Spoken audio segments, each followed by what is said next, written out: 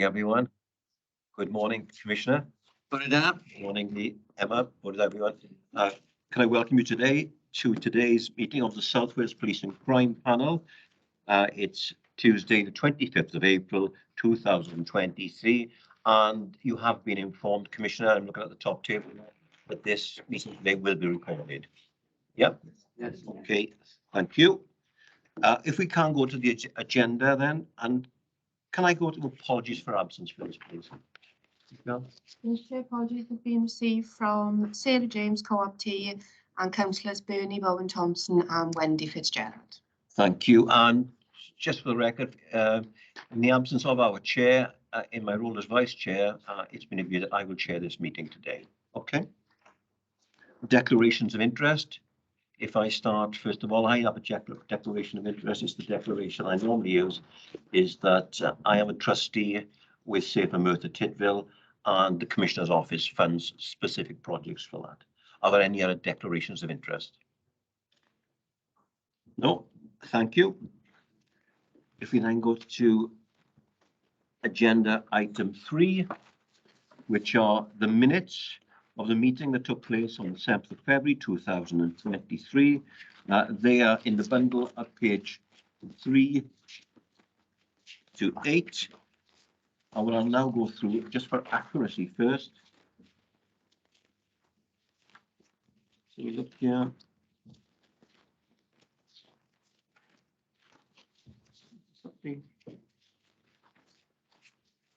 Give me a second, there we are, I've got them. So if I can go through the minutes, page 1, this is just for accuracy now. Page 2, page 3, and that's, are we happy that that was a true, for those who were present, a true and accurate record of that meeting? And if I can now go through any issues that actions that are on those minutes, and I'll go page by page, which are not addressed in the agenda today. Page 1, page 2, and page 3. Are we all happy that everything that needs to be addressed is on the agenda today? Okay, thank you. If we now go to agenda item 4, which I'll now hand over to Commissioner Mr. Alan Michael to run us through his police and crime plan priorities. Commissioner. Thanks very much indeed. The panel will already be familiar with the police and crime plan in its latest iteration, the 22 to 26 document, which was approved last year. And the focus of my report, which starts at page 13, is to highlight the developments and additions or changes that we're proposing in the plan for this year. So there is no lessening of the commitment to everything that remains unchanged in the plan with which you're already familiar. The priorities that we set out, those overarching priorities about what we're for, which are then developed in the course of the plan document, all of those still apply, and there's no slackening of our efforts to deliver on those. And indeed, I'll touch on one or two things which are in the existing plan to the end of towards the end of my remarks, if I may. It's an important point, I think, that we have chosen to update the plan every year. I think it's possible to take a longer perspective, but actually, a year is a long time in politics, and it's certainly a very long time in policing. And some of the things are developments, greater ambition on the part of policing, and that certainly is true of some of the changes for this year. Some of them are a result of progress being made, that there are developments and new schools to go to. And the third element is events. As Harold Macmillan famously said when he was asked what was the biggest challenge he faced as Prime Minister, his answer was events, dear boy, events. And I think it's the same in local government, and it's certainly the case in policing. It's a very fast-moving agenda where predicting what the priorities are going to be and the difficulties you're going to have to face in the coming year is extremely difficult. Sometimes we predict and we get it right. There are some things that we know are going to be continuing challenges. Racism is one of the obvious ones, which is dealt with in this report. We always knew it was never going to be easy, but other things are things that come out of the woodwork due to advances in technology, advances in the way that people behave, and other challenges. So the future is never completely predictable, although we need to try to predict as far as we can. So at the heart of the plan remains the same, delivering on the priorities that we've set out, and what the changes are about is adapting and developing. The Chief Constable translates the priorities into an operational document, the Chief Constable's delivery plan, because his role is different to mine. There's an essential principle of British policing, which is the operational independence of the Chief Constable, and also the autonomy of individuals who have the responsibility within policing of delivering on their oath of office. Those two things are very important indeed. But setting the priorities, setting the direction, and then having them translated by the Chief Constable into operational delivery is very important. So the plan now sets priorities for policing, but it also sets them in the wider context of criminal justice and partnership work generally. And I would say that that's one of the biggest developments that we've seen in recent years, the extent to which we work with other parts of the criminal justice system. I have to say I regularly attend meetings where I hear colleagues in England who chair their local criminal justice boards, as we do as commissioners in Wales. And they will talk about not being able to get any sense from the court system, not being able to get any response from the Chief Crown Prosecutor in their region. That's not our case. The Chief Crown Prosecutor turns up to the steering group, which I co-chair with the head of probation, on a fortnightly basis. Rarely misses. If she misses, it's for a good reason, like a national event involving all Chief Crown Prosecutors, which was the case a couple of weeks ago. But also, our priorities have continued to develop in partnership with Welsh Government. So we work in the devolved environment. They're not responsible for policing, but it would be madness not to recognise that policing our communities within the context of the devolved environment is very, very important. And it continues to be the case that the Policing Partnership Board for Wales, which is our board, it's set up by the 4 Chief Constables and the 4 Commissioners, but which we invited the First Minister to chair, and the First Minister, or on his behalf, Jane Hutters, the Minister for Social Justice, chairs those meetings. Those are invaluable as an interface between policing, and in some cases the wider criminal justice system, and Welsh Government and their responsibilities. So Welsh Government, local government, the NHS, the voluntary sector are all essential partners. So none of that has changed. So going to the changes and developments this year, improving public confidence. There's a very significant challenge to all of us there. And later on the agenda, you have a number of reports in which Lee Jones, as my chief executive and the person who leads on scrutiny and accountability, is reporting to the panel on the work that we've undertaken. That's not new work. What is new is the size of the challenge, because events linked to the Metropolitan Police have cast a very dark shadow over the whole of policing. Fundamental questions are being asked about policing in England and Wales, and public confidence in the police has gone down, according to surveys. And it's not surprising when you see what the public are hearing about policing in some places. I think I've mentioned to the panel before that I was the police authority for the Metropolitan Police when I was the Minister of State at the Home Office. And that gave me a real awareness of how difficult it is to scrutinise and have a real focus on everything that's happening with the Metropolitan Police. And I think things have got worse since my time, frankly. But it isn't just about the Metropolitan Police, because the challenges that they're having to deal with on a significant level face every police force. There are always people who come into policing, don't ask me why, and who have evil intent.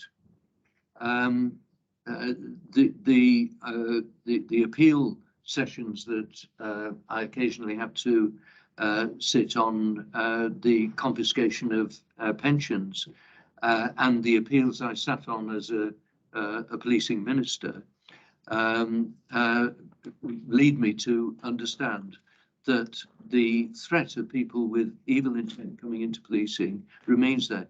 However small a number that is, it's something that you can never completely eradicate. But what you can do is to do everything you can through vetting, through challenges, through examining behaviour, through looking at the way that leadership is provided within policing, to make it difficult, or if not impossible, for people with evil intent to misbehave, misuse their powers.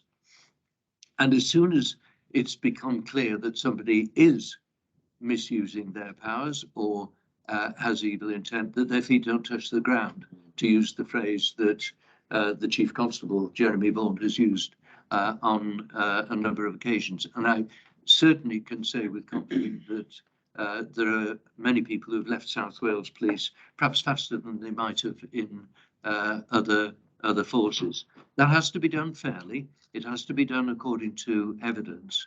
But it's also more important in policing than anywhere else that it is done with firmness and with clarity. And as I said earlier, the scrutiny that's provided by Lee and his team is important to support the Chief Constable in that intent. One of the positives is I've seen over the years Chief Constables very often being resistant to challenge, resistant to receiving criticism, whereas I am satisfied that we have a Chief Constable who sees the scrutiny he receives as an instrument for good management for him, rather than being an attack on him or his integrity. It's a tool to make sure that things are done properly and to support him in the best intentions. The way in which South Wales Police has used cutting-edge corruption technology to monitor the behaviours of officers and staff is very important in this age of social media and the use of technology. South Wales Police was on one of only 2 forces given a good grade following the HMI inspection of vetting procedures at 12 police forces across the UK. So because public confidence is vital to policing, it's very important that we maintain those challenges and look with care at the scrutiny that Lee leads on internally, and also what is said by the HMIC and also obviously by the Independent Office of Police Conduct. that continues to be something on which we need to place even more emphasis, and that is what will be reflected in the revision to the police and crime plan. The second element is the anti-racism action plan. I've referred to this, and the panel is well aware, has looked at the document that we developed. We developed it with criminal justice partners, and the promises that were made in the previous plan really have been surpassed, and our ambitions have become much greater with the launch of the anti-racism action plan for criminal justice in Wales, which includes policing, and in the development of which we have provided significant leadership. I think that leadership includes myself, it includes Jeremy Vaughan in terms of his leadership, but particularly and at a personal level, it involves my deputy, Emma Wolves, being given authority by the 4 police forces, that's the 4 chief constables and the 4 commissioners, and also by criminal justice leaders across criminal justice in Wales, to lead the development of that plan. I've referred to it having been developed with the communities that are involved. It is also a characteristic of the Welsh Government plan, and having an independent oversight and advisory panel, which is drawn from those communities. With that, I'll ask Emma to say a little bit more on that element of the change to the plan.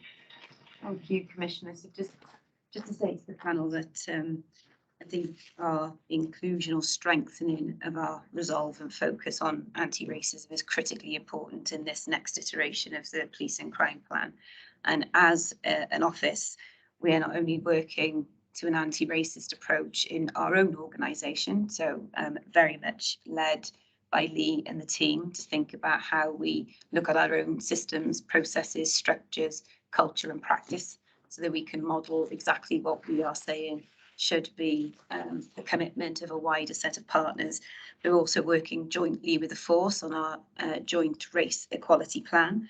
That helps us look at sharing good practice and tackling racial disparities within policing specifically. As Alan has already touched on, we then have a much wider commitment in terms of working in partnership, and our criminal justice anti-racism action plan illustrates that. What we've said is individual organisations have previously had very comprehensive plans with good intent, but the pace and the outcomes in terms of change have not gone far enough and have not yielded the impact. So I think we've recognised very much, both within policing and across criminal justice, that the only way of being able to tackle this issue and create the equity that we need in terms of our ethnic minority communities is by doing this as a whole system. That is not a small endeavour, but it's absolutely the level of ambition and that collective collaboration and vision that we need.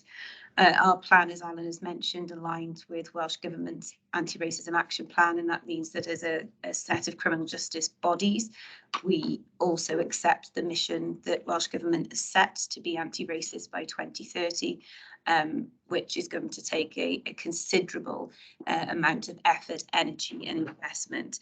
I'm pleased to say that not just from a South Wales perspective, but from our wider executives and leaders across the criminal justice system, there is that commitment, that understanding and that care and compassion in terms of trying to understand how our structures and processes, both institutionally and organisationally, have created inequalities for ethnic minority communities.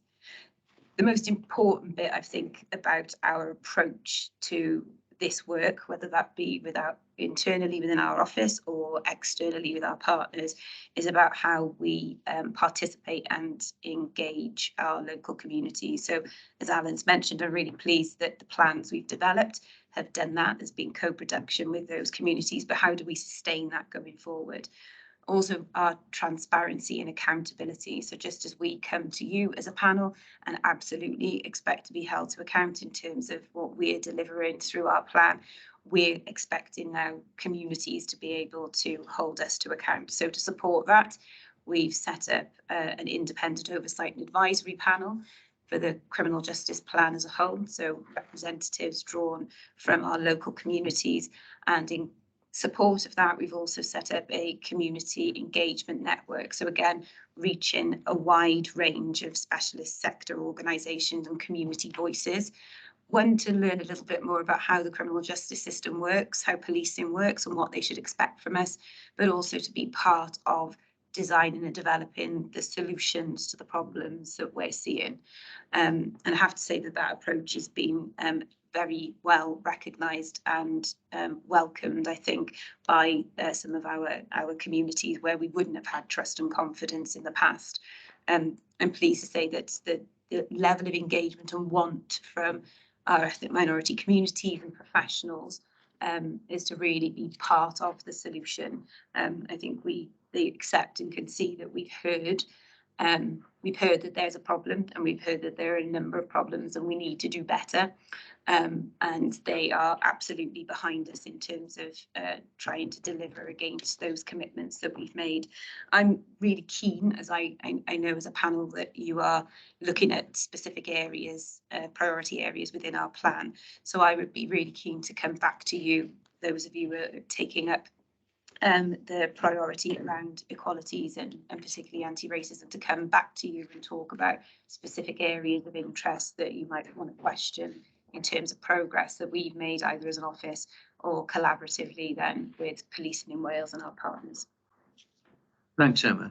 And I think what I would say is that this is about the anti-crime part of my job description, if you like, Police and Crime Commissioner. Because if policing was perfect in terms of eradicating racism, that would not deliver for our communities. Because what the person at the sharp end, whether it be a victim or whether it be an offender, see is the way that they're treated by the whole system. And that's why I think it's been so important for Policing in Wales, uniquely, to take the lead in getting outside our comfort zone of just operational policing and to look at it in the context of the whole criminal justice system. And I would just underline the fact, I know that nobody on the panel has suggested this, but this isn't about being woke.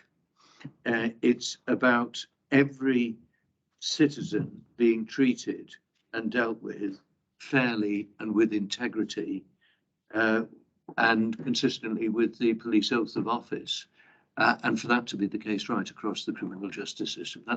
That's a big ambition, but the more we can make progress in that direction, I think the better the society will be that we live in. Thank you. So the next item is the heading of Policing Our Neighbourhoods and Digital Leadership.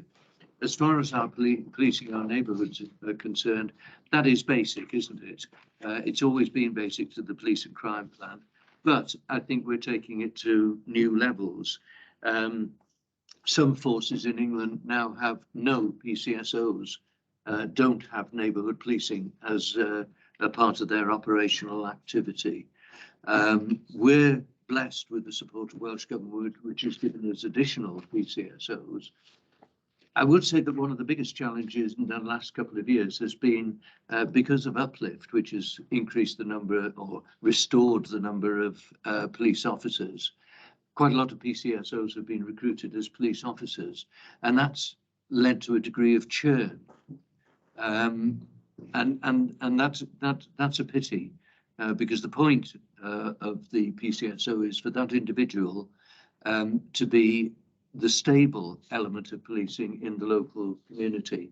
I was having this conversation with the leader of Rhondda and Taff Council, Andrew Morgan, the other day, and he said that he knew exactly what I meant, because the PCSO in his ward as a councillor was one of the original intakes, so she's been there for 19 years, knows everybody, is very proactive, and he can see the benefits of that continuity, whereas police officers, for all sorts of reasons, operational reasons, reasons of gathering experience and developing their skills, have to move fairly frequently.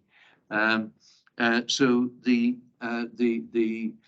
fact that we last month got back not just to the number of PCSOs in post that we had 3 or 4 years ago, but to the increased number with the additional 43, I think it is, that we've been able to recruit as a result of Welsh Government finance. We are slightly above actually our full complement, and hopefully because the uplift process is now I was going to say complete, but in terms of recruiting people, it's got to the stable point. Hopefully we will see greater stability in every local area. We're also being very keen to reinforce the nature of the role, and the Chief Constable and myself have put a lot of effort into this within the force to make sure that the PCSO role is clearer, better established, better understood, both by them and by others. So it's very much listening to be the person who hears and understands what's going wrong in local communities, what needs to be dealt with, to be a problem solver, and to work with the community on problem solving. It's not just about sort of coming back with a glib answer. And thirdly, supporting and empowering local communities in tackling their own issues. I think the work that happened over the last year is helping to strengthen that understanding. And of course, we have put community safety managers into every one of the local authority areas now. The 3 that were appointed, which I reported to a previous meeting, which is individuals being appointed as the community safety manager within policing to work with the local authority, have now been supplemented with 4 PCSOs as community safety managers for the other 4 local authority areas, so that you're a dedicated person to work with your community safety manager in your community on partnership working and joint tackling of issues. I should mention as well that we've got some additional money as one of 10 pilot areas across England and Wales for tackling antisocial behaviour, and that's going to be very much focused on the hotspot areas according to the evidence. And those community safety managers working with the community safety manager in the local authority are going to be at the heart of the additional work, additional patrols and so on that will be going into that that work. So the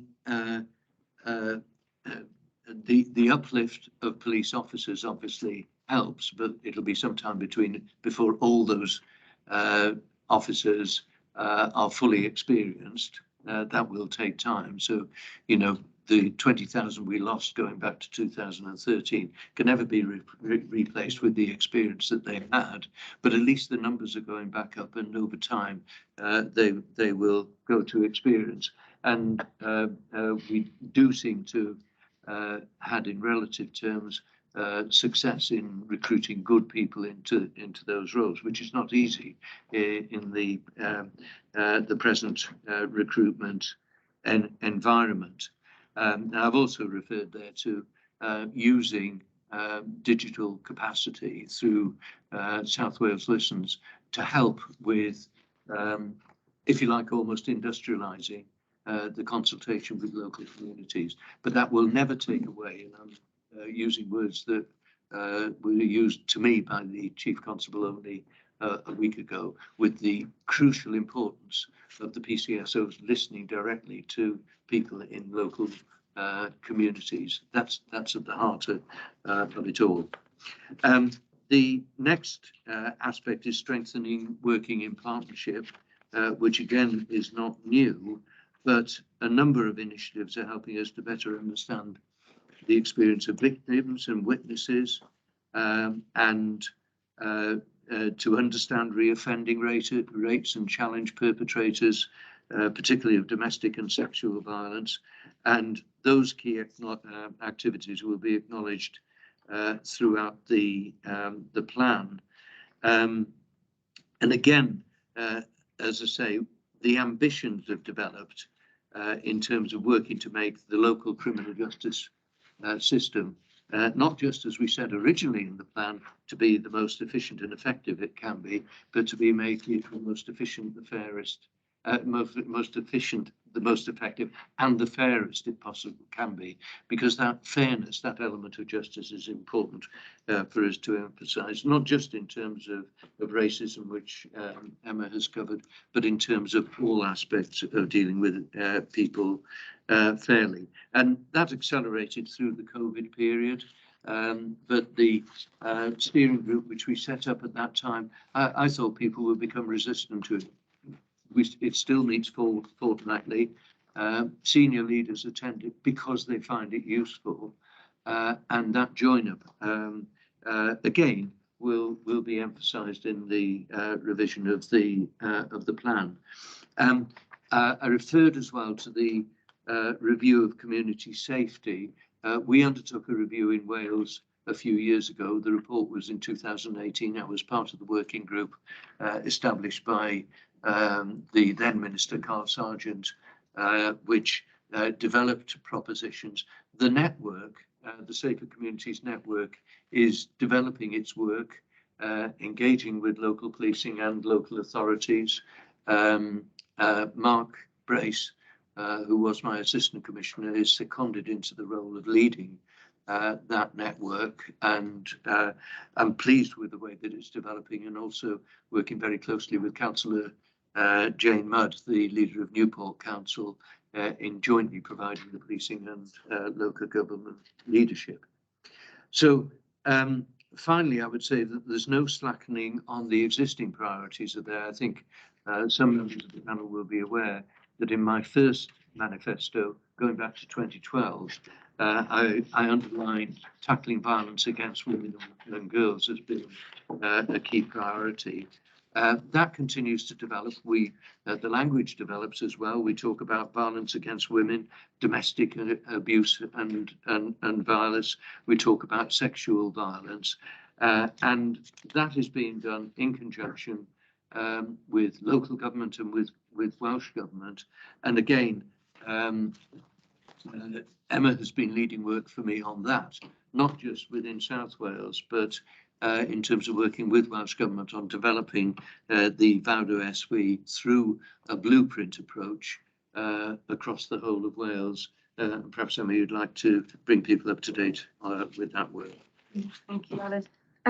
Yes, so as the Commissioner's mentioned, policing in Wales, alongside Welsh Government, have committed to a joint transformation programme involving collaboration between all public bodies who have a statutory duty under the Fawr, Violence Against Women and Girls Act in Wales, in order to deliver against Welsh Government's latest five-year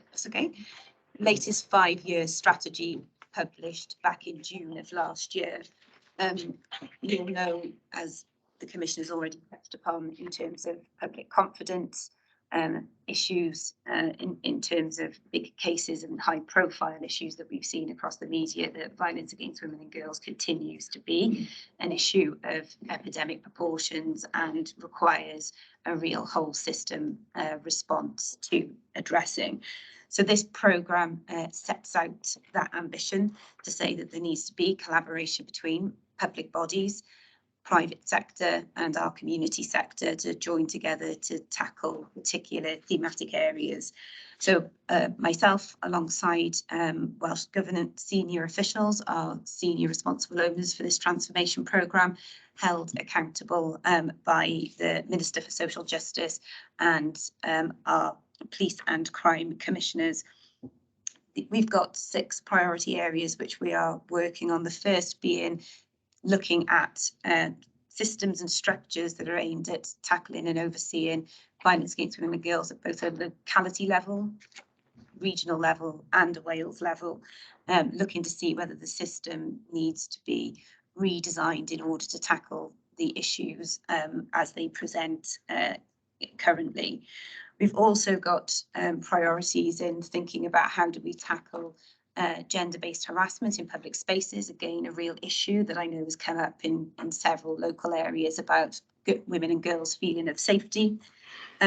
Also about harassment in the workplace. Again, very much a spotlight and focus that's been trained on abuse of power and position within policing, but we accept that there is going to be incidents of this right across sectors in terms of the workplace. So again, they want to work collaboratively to share best practice and learning in terms of how we can ensure the right cultures, behaviours, accountability and action is taken for those who are not conducting themselves in the way that we would expect. Children and young people, older people, and of course perpetrators are also three very specific priority cohorts in this space that I need a distinct mechanism and response in terms of interventions and programmes. So I'm really proud of the work that we've been able to agree and establish with Welsh Government, and feel that this is very much a long-term commitment in terms of a programme. Our want is that to ensure that all local areas get a consistency of practice and response, whether victims, witnesses, perpetrators, or whether we're taking a very educational early intervention and prevention response to some of the issues that underpin gender-based violence. Again, my office stands and is open that any of that detail within a complex programme would be more than happy to come and talk to you about, to give you a bit of a deeper dive. Thanks very much, Emma. As I say in the report, the paper captures the major and significant changes or developments, and we will bring the formatted final copy of the document to the June meeting, but this is setting out the changes that there will be in the pretty document when we have that ready. But there are examples of continuous improvement, and I've referred to two there. One is the way that out-of-court disposals are dealt with. It's a topic that local magistrates are very keen to examine, and I'm grateful for the engagement we get from the magistrate in scrutinising the way that out-of-court decisions are undertaken. And again, we're seeing improvement, better understanding as time goes on the part of the officers who have very often to take quite difficult decisions on the street of whether to use an out-of-court disposal as distinct from taking people to court, which very often can be very time-consuming and perhaps lead to a less positive outcome. The other thing is facial recognition, which we've spoken to the panel about in the past. You may recall that there was a case a couple of years ago where the use of automatic facial recognition in particular on the street, but facial recognition generally by South Wales Police was challenged through the courts. The court's findings were that the use by South Wales Police was legal, but that there were questions over whether the technology demonstrated bias with regard to race or gender. And obviously that would give cause for concern for the courts if the technology was somehow biased in terms of women rather than men, or for people from an ethnic minority. The consequence was a high-level research project undertaken by the National Physical Laboratory.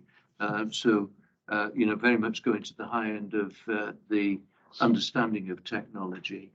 And that report demonstrated that there was not bias, particularly with the careful calibration level that was adopted by South Wales Police. There was a difference in the policy on calibration in South Wales compared to the Metropolitan Police.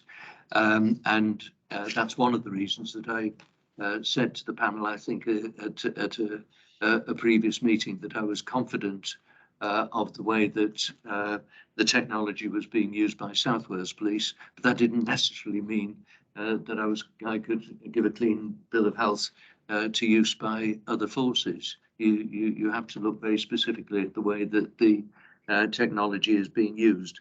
So I've given in this report the statement made by Chief Constable Jeremy Vaughan as a result of that report being published, because I think it's an important statement of the findings and the principles. Finally, the other thing is that I've been spelling out something that was covered in our presentation to the panel at the last meeting, although not by me, because as you know, I was taken ill the day before the last panel meeting, and you had the benefit of Emma presenting the report in my place. But that's a short paper in which we're pointing out, and I've shared it with leaders of local authorities, chief executives, and many others, the value, the evidence of the value of the investment that we make in policing in South Wales. And I think it is something that's worth us sharing and celebrating. So those are the developments in terms of the priorities, Chair, and very happy to answer any questions that you or the panel might want to ask. Thank you, Commissioner Emma and Lee, for that presentation. That's good. I now look to colleagues for any questions on any of the issues that the Commissioner has raised in his update. I'm looking around. Are there anything? Could I raise Councillor Peter Littlechild? Yeah, thank you very much. Thanks for the report.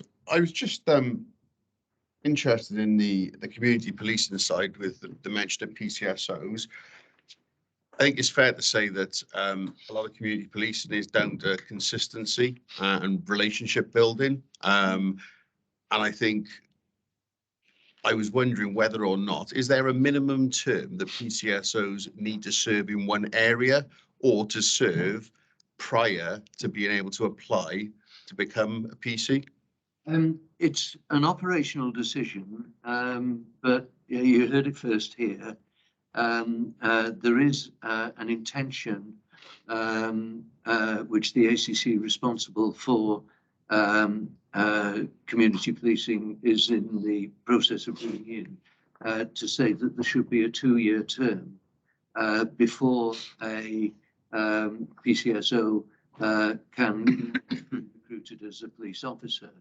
Now, I think that would have been difficult to do while the uplift recruitment was going on, because that was a significant challenge to recruit all the new police officers that we had to do. Also, what I've heard from many senior and chief police officers is that actually a police officer who has been a PCSO is a better police officer, because they've had to, in the PCSO role, use persuasion, engagement with members of the public. They've had to develop listening skills, and those are important for a police officer to have as well.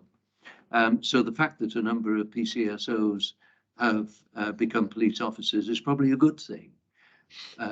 What it's not good for is the stability of the PCSO, and therefore in the future the idea would be that they're at least a PCSO for a couple of years, and therefore have, if you like, being able to grow into that role. There were some who were recruited as police officers after a very, very short stint as a PCSO, and we don't think that that's good for the PCSO or for the local community.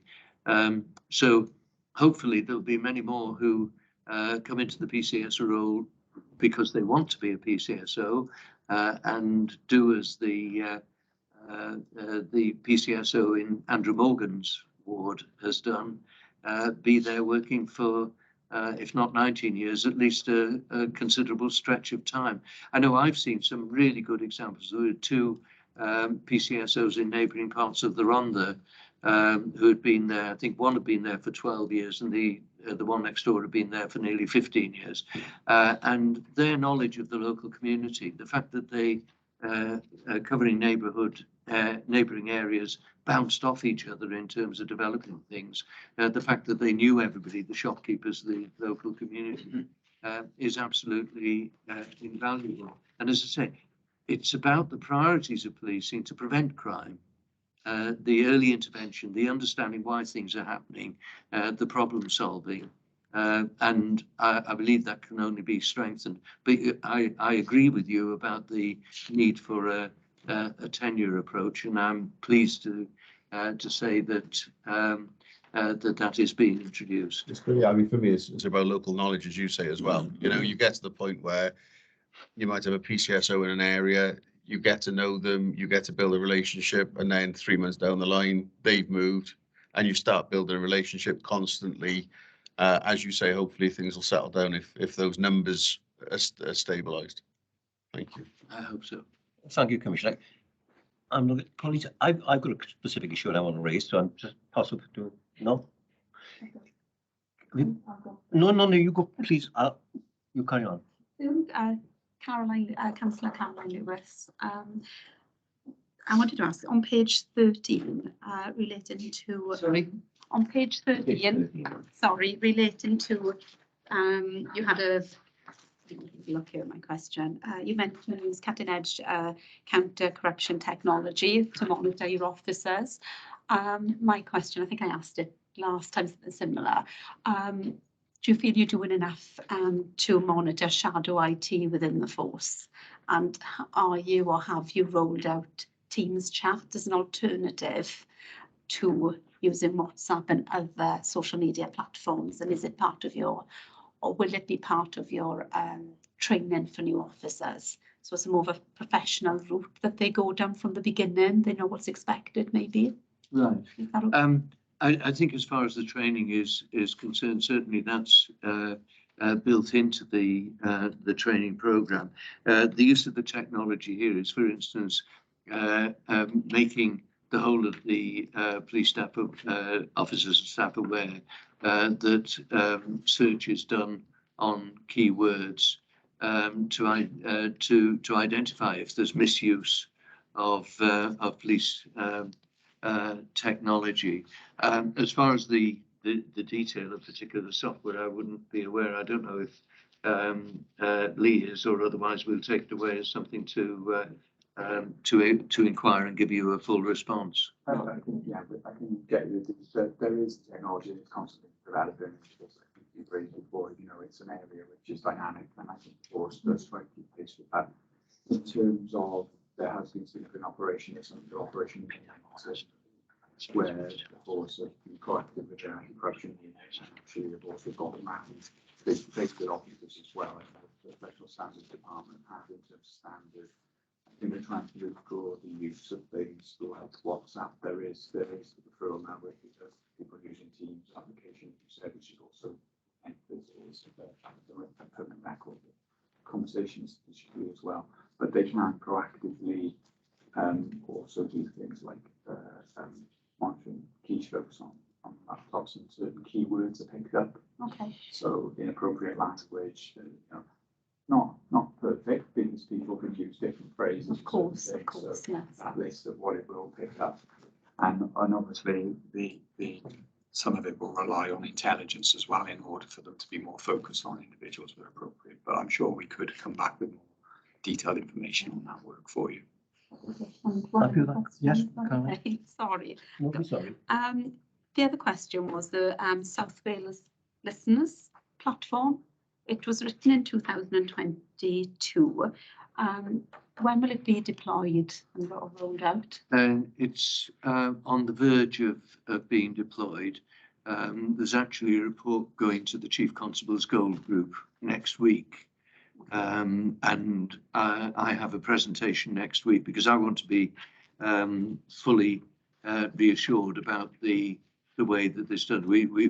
We all know the I suspect the chair will remember the old Ringmaster system, which was about information being pushed out, which was of no use to anybody, but worried the living daylights out of people about things happening locally, you know, and didn't build in a sense of proportion. This isn't about that sort of approach. This is about the enhancing the capacity to listen, to systemize what it is that's being heard, and to look for trends across the wider South Wales area, as well as the immediate focus, particularly for the PCSOs, which is in the local patch that they're involved in. My third and final, is that okay? I think Emma's already answered me, so it's just a statement really. The concern on page 22 with domestic abuse being the third highest. But hearing that you're working with Welsh Government and all the proactive things you are doing, and you've got the, I suppose, the Ask Angela campaigns out there, it seems as if you're on top of everything we've had in that as well.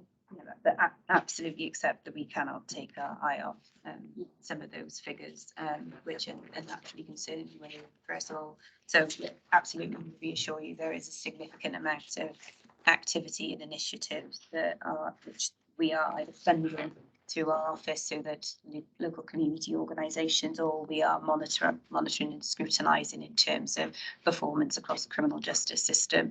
And again, if this is a particular priority for the panel, I would be more than happy to come back with a detailed spotlight session on responses to domestic abuse and sexual violence.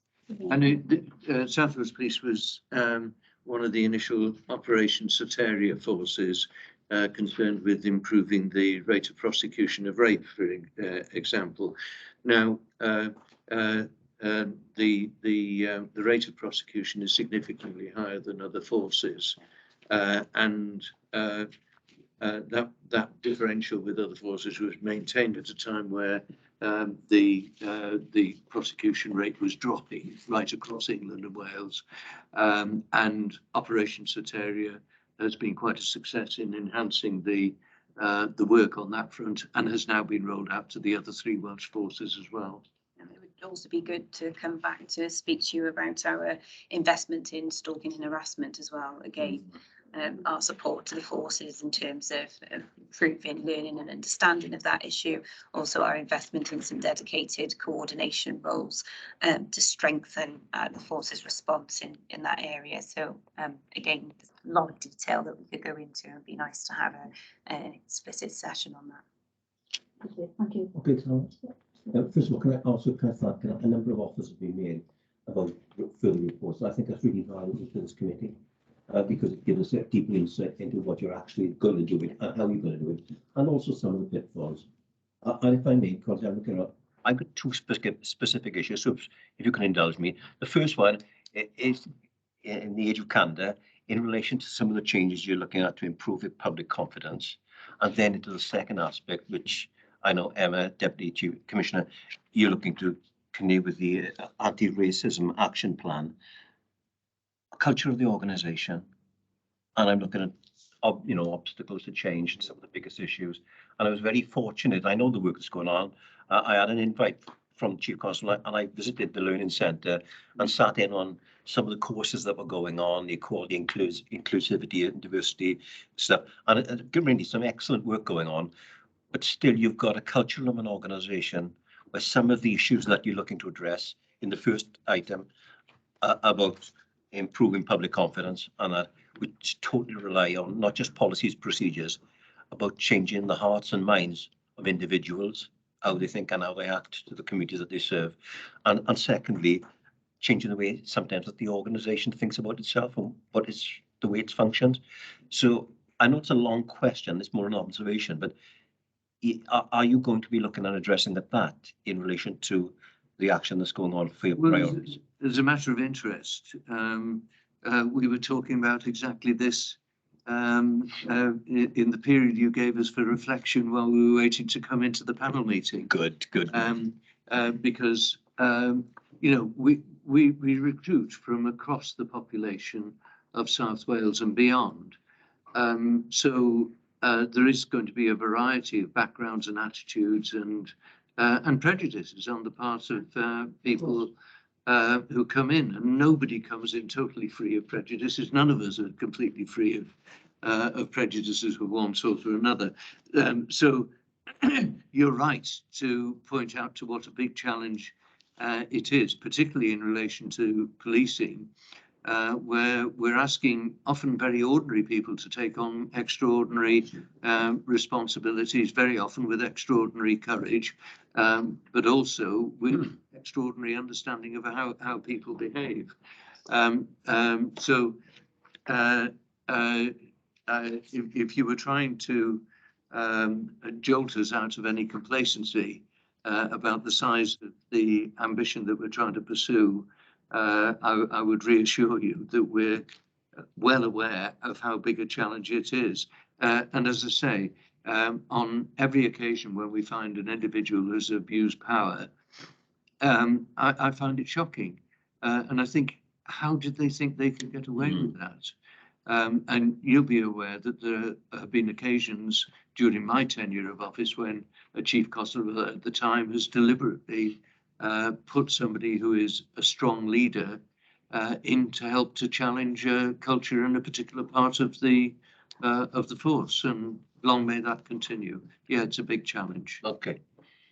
Yeah, and just to reinforce what you said, this is absolutely about organisational change, and I think both we and the Chief Constable have recognised that is a need.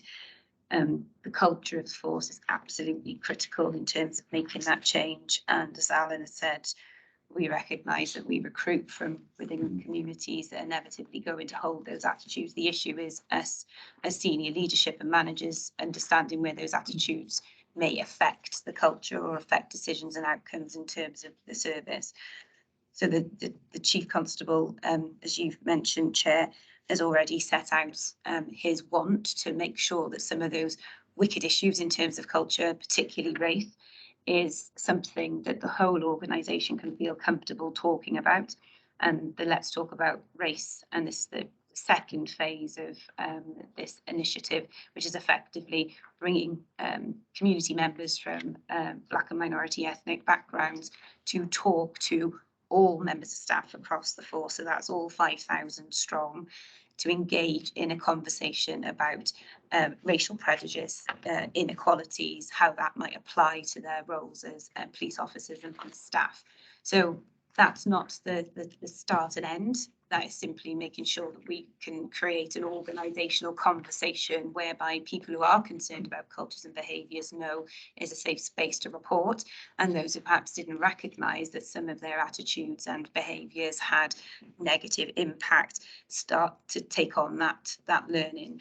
From our perspective as a Commissioner's Office, the level of scrutiny that we are applying on this particular area, and I'll let Lee come in a moment, that Let's Talk About Race initiative, as well as the wider programme of interventions right across the organisation, we are making sure that we have a comprehensive scrutiny programme. So as those developments are made, we can check and test whether they're making the impact and outcomes that are stated that we would like to see achieved. So just reassure you, we understand the magnitude and the fact that this is a root and branch endeavour, not just a small set of actions that are going to create that change.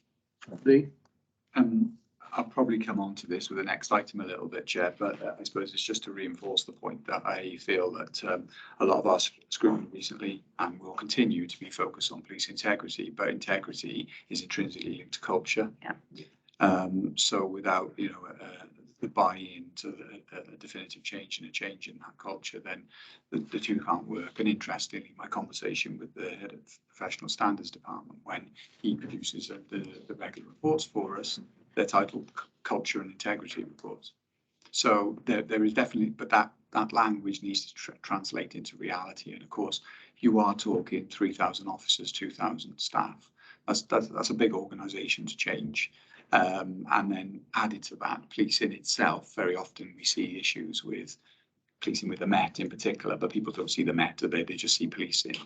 So we realise this is challenging, but it's certainly a focus. And as I come on to with our scrutiny, one of the reasons why I've given you an update report here is just so you can see you can feel part of the journey as well, and your views in terms of the type of questions we should be asking will be important, as will be when I'm sure we'll have more detailed interaction on this as we go forward. It's clearly a huge priority, not just for yourselves as well, but for the public as well. We can't get away from that. Policing has taken a significant hit in terms of the public perception, and that very much comes back to your point, Chair, around culture and a need for a culture shift.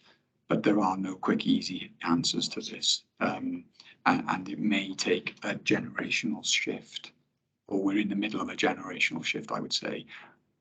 My final point would be, though, I know in the 5-6 years that I've been here with the various chief constables that I've sat with at this panel, I've seen a significant change coming from outside, and I hope that we can continue that momentum and not sitting here to say everything's perfect. That's part of our job, to continue to keep our focus on this, to give the Commissioner, the Chief and yourselves reassurance, and ultimately the public. Thank you very I much. think the final point I would make is that it is about both culture and leadership. Leaders change. As you know, I'm on my 3rd chief constable. They don't last. So it's not just about leadership, because leaders have a period when they can make a real difference to what's going on in the force, but it needs to be the whole force that's changed. And I think that's the point of the work that's going on, and the focus of the scrutiny that Lee has referred to. However, leadership is still important. It's still a hierarchical organisation, and I think the personal leadership that Jeremy Vaughan has shown.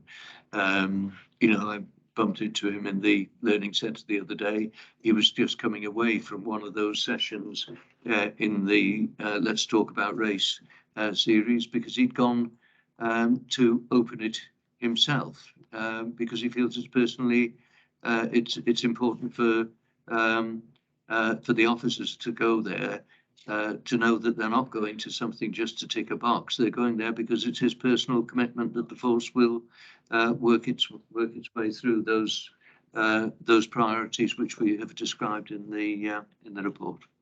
Okay, thank you, Commissioner. Thank you. I've got one more thing, but I'll hand over to Councillor Peter, the chairperson. Just want to pick up on in the report, it says confidence, the public confidence is significantly undermined. I'm just wondering whether it'll affect the rates of reporting crime if the public haven't got confidence in the police, or what significant impact do you think it will make? It's very difficult to know, because it's one of those things where sometimes people have little confidence in a profession as a generality. I'll give you an illustration of confidence in members of Parliament generally is pretty low, and confidence in local councillors generally is pretty low. But in general, people have confidence in their local councillor or their local MP. So I think the first thing that we have to do is to recognise the shadow that is cast by events in the match, and the fact that when something goes wrong in South Wales, when there's an individual who's prosecuted, as has happened recently, and who has immediately been dismissed from the force, or when things happen, for instance, in Gwent recently with reports, that those have an unsettling effect on the public generally. I would hope that the results that we get, and which I've quoted in terms of findings by HMI, and the information we gave you on the last occasion about the number of areas on which the inspector had found South Wales first amongst 43 forces, does go some way to provide some local confidence. The trouble is that very few people read HMI reports and see those headlines. I know the members of the panel took a keen interest in those findings, but you know, most members of the public don't read those things.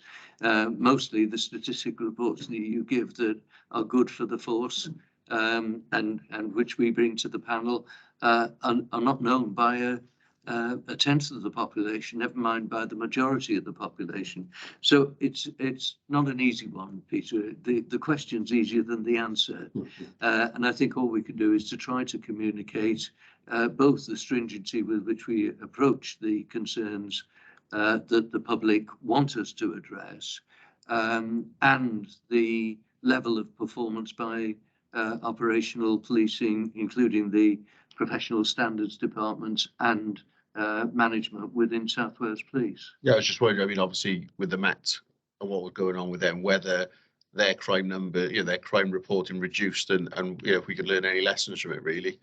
Just be interesting to keep an eye on. But again, you know, there are many examples of effective policing within the Met. There are a lot of good local police commanders and police officers. So, you know, it may not be the same everywhere.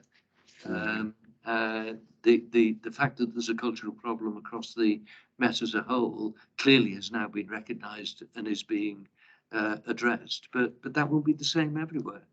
And, you know, the generalisations are inevitable. As an ex-journalist, you know, I've got a pretty good eye from what makes a good headline, and a complicated nuanced message doesn't make a good headline. Thank you, Camille. Okay, Yeah. Councillor Snobbs, please. Thank you. Thank you. I just want to ask again around the violence against women, sexual offences rates, like that. And I was pleased to hear that there is significantly higher prosecutions going through. I wondered if you had the conviction rates around that as well, because I think in the national sort of statistics, it's quite low for conviction rates, and how we're doing it. Sorry, in South Wales Police for that, and whether you consider that the rate of sexual offences, rape and sexual, is underreported, and whether the national statistics have an effect on people coming forward, and if we're doing well on prosecuting people, whether that publicity is sort of out there. And I suppose the other one is just looking through the number of reported ones. So rape, sexual offences, stalking and harassment, domestic violence and abuse makes up about 34%, 34,000 crimes there, whether the majority of those are women are the victims, and whether we could have statistics on that as well. I think, I mean, Emma's offered a detailed briefing Yes. on that, and I suggest that's where you need to get into the weeds of that as a question. The question is simpler than the answers. The rates of prosecution are not as high as we would like them to be. The rates of conviction are not as high as we would like them to be. They are low generally and went down over a considerable period. The point I made earlier is that South Wales, when those figures went down, remained higher than other areas, and remains higher than other areas. But I think, you know, I don't think there's time today to go through. I think you need a full presentation on that set of questions, and that's something that you can do if the panel will arrange that opportunity. Yeah, I've made note. If the panel's got any other specific questions in terms of the data around that, please let me know, because I can obviously shape and fashion any presentation then to answer your questions. Excellent. You happy with that, Sandra? Yes, thank you. Thank you.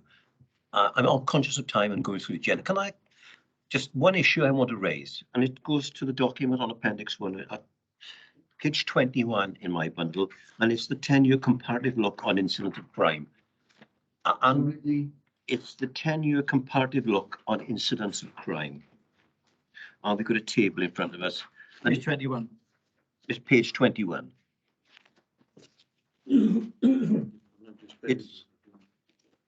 It's the penultimate page.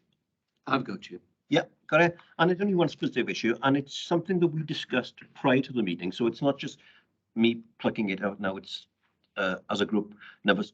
In relation to the figures that are presented there, if we look to the moving right, I know it goes up to 2020-21, we'll see that there increases in specific areas there, which really stand out when we're looking at violence with injury, we're looking at theft from vehicle, we're looking at order offences, and then we're looking at possession of drugs in particular. Now, perhaps not so much for this particular meeting, but, and I'm sure it could be brought, if that figure on the right has continually moved on over the next 2 years as well, is it possible in the future to have some sort of focused update on what's being done to address those issues? Because they are fundamental issues, if you put them all together, which relate to, and this is the combined view I suggest, colleagues, of us all, is that relate to, and one of our members that they might be needed to nighttime crime. But they're all public issues that could have impact on the confidence and the trust and fear and safety of our communities, because they are related to specific issues that really cause concern, Commissioner. And I'm just wondering, not so much now, because they're highlighted in this particular document that we've got, that we could have a further update on it. Yes, What's being done?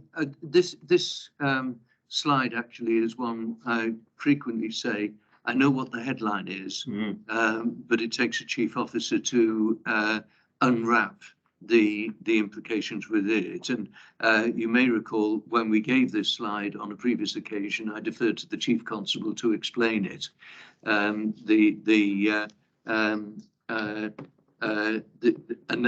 that could be done again.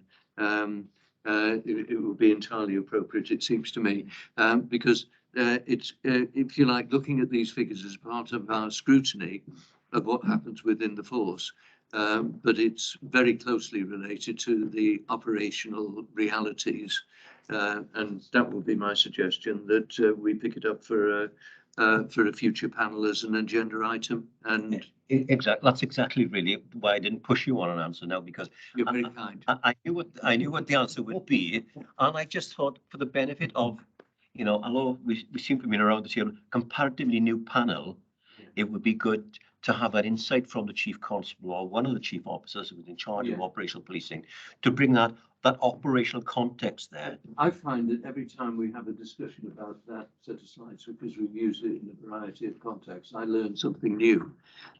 So I think you would find that of value. Yeah. Yeah, and of course, it does directly impact on what the chief constable said at our last meeting, which was the precept meeting, when he spoke about continuing frontline policing, neighbourhood policing, and getting cops on the street and trying to address those issues that really impact on public safety.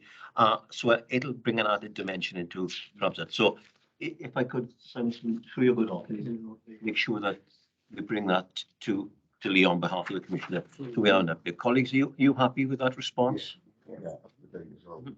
And I'll bring it back up to date. Yeah, it'll be up to date on everything that we have there. Thank you, Commissioner, for that. Before we move on, I'm looking around. Does anybody have any burning issues, any questions or observations they wish to make before we go on to agenda item 5? No, can I thank the Commissioner and for his team for those updates, and we duly note the report and the content of we've been told today. Thank you. If we can now go to agenda item 5, that's the scrutiny update, and I hand over to Chief Lee. Thank you, Chair, and thank you, Council, for some of this. Like slightly easier that we've started to begin this area around it. I just, while you were talking in relation to the software, just another thing I thought about, and actually visiting the professional standards department next week with a couple of members of my team. We've had some change around. One of the areas that they're going to show us is the technology. So thank you for the question. I'll be asking the question now of the of them in terms of the software and the capability. So I know they have invested in that. So the timing is good. So that's great. And actually, coming on to my report there, I don't plan you going through this line by line, but we hope to bring our scrutiny annual report as well as the overall annual report to you around the time of the September panel. But we thought it was because we've had, I think, each the last couple of panels, we've had quite rightly significant questions about our oversight and scrutiny role. So I felt it might be worthwhile to sort of bring you along on the journey and see the summary of some of the work that we've been doing. So it may look a little bit like a work in progress, but that's because it is a work in progress. and it gives you an idea of sort of practical work for myself.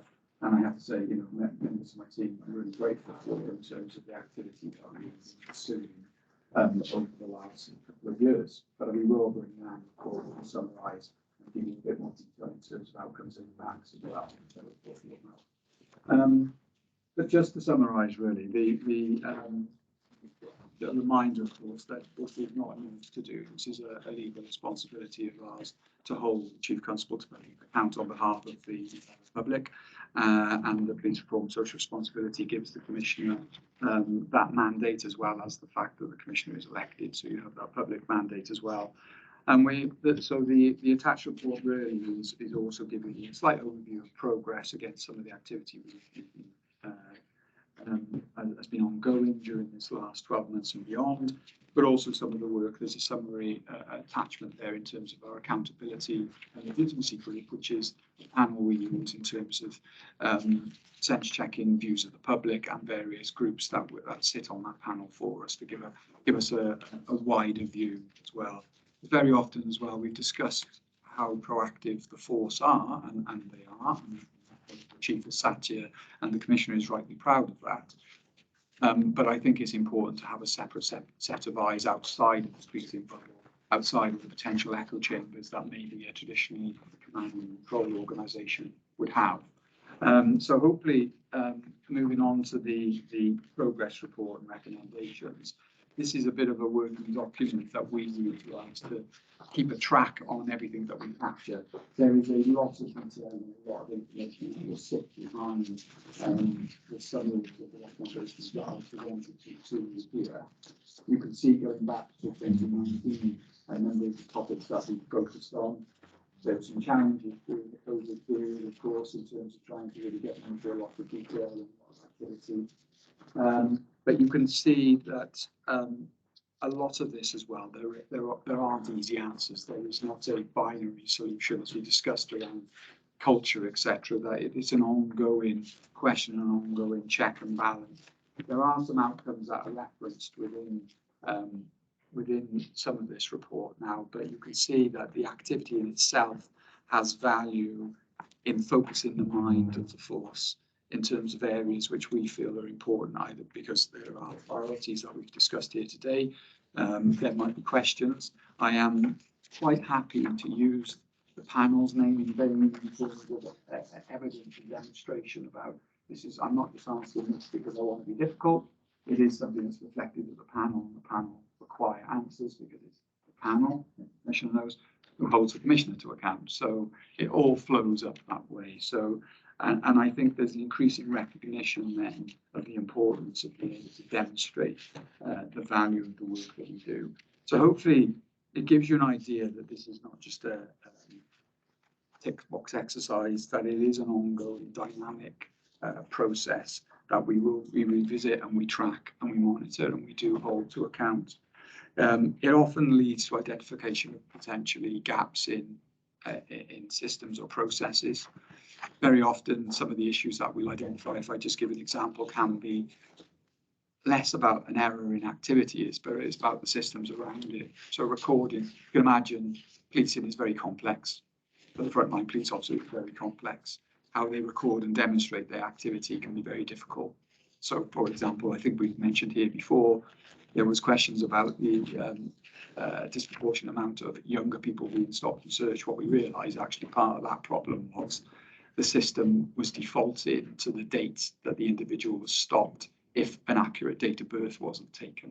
So it looked then as if we stopped somebody today on the 25th, that would go down as their date of birth. Of course, that was skewing the figures then. Issues like that can be resolved, but without a forensic look or some scrutiny that we provide, those things don't necessarily become identified. On page 29 there, for example, as well, we've been looking at new developments there. We talk about technology. The use of body-worn video is a significant development recently, both for the protection of the public and officers. And as you can see there, since we've been doing the scrutiny of the stop and search as well, one of the things that we're encouraged to see is the increase from the use of body-worn video from 85% up to 97%. So it's very few occasions now where there's a stop and search and where a body-worn video isn't used. primarily those circumstances will maybe where it's an undercover situation. Technology has collapsed for some reason, which can happen. But as you can see, the vast majority of cases now, and I do feel that's part of the oversight that we've provided as well specifically. We've talked a lot today, we've mentioned in relation to equality and diversity issues as well. That's been one of the significant themes that running through some of our ongoing scrutiny, whether that be in terms of the public perception, in terms of the organisational development or recruitment, retention and progression. And as you can see, there are a number of ambitious sort of activities that we've been conducting with the force and that we will look to revisit as well. These things, as I say, maybe to the frustration of the force occasionally, it's not a case of coming to a meeting and going, look, at this is the good activity, we will revisit that.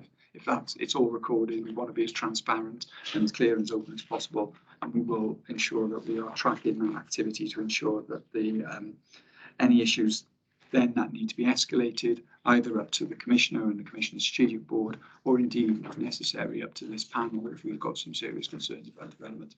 That process is there and part of our governance. There's information there on some of the stop and search work we've been doing as well. There is reference to some technology that's been used around recruitment and technology as well, for both stop and search and for the development of the force.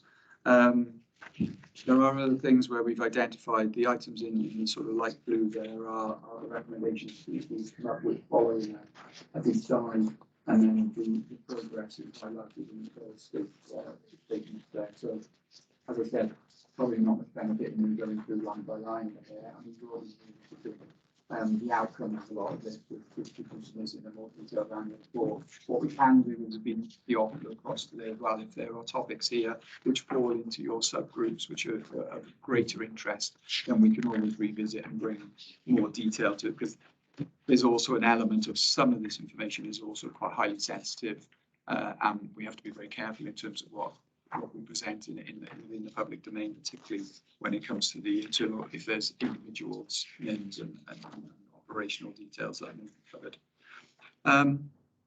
So, and we do then look at areas as well. You can see the headings there that as well as the positive action, the recruitment retention of Black and Asian minority individuals. We also look at very more specific areas such as fraud and scams, that was a very interesting area. And actually, the slight difference with that one, we were actually thanked by the officers involved because they wanted to raise the profile of the challenges they were having. There isn't many crimes these days that don't have some form of technology element to them. You know, where you may have seen a fall in inquisitive crime, I think, is increased in terms of, this is M's phones full of scams, increase in use of technology. That's the way criminology has shifted. So again, it's a different area. And what we came away with there is we probably need to break down that and look at more bite-sized chunks of how we look at the effectiveness of the work and the resources that are going into that area.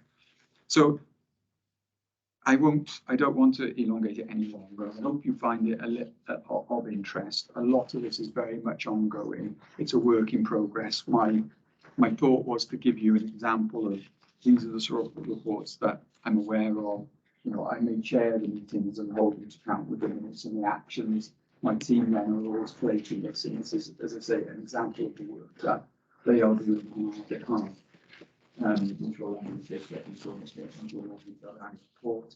I have included as well, in terms of the police accountability and logistics group, which we've been running for about 5 years now. I thought it's an interesting summary for you, which we actually produced for the group themselves, so they can see the positive impact they're having in terms of some of how they've influenced change in policy and process within policing, how they've highlighted areas which have been presented to them, such as facial recognition, such as stop and search, and how the force have taken those seriously and adopted either recommendations or changing policy and process. So happy to take any questions on this. That is a whirlwind. I appreciate there's a lot in here, but hopefully it's to give you some reassurance before the full annual report of some of the practical activity we've been conducting.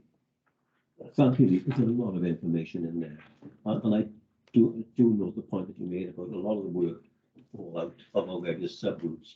So, which is a more in-depth question coming from the subgroups of it.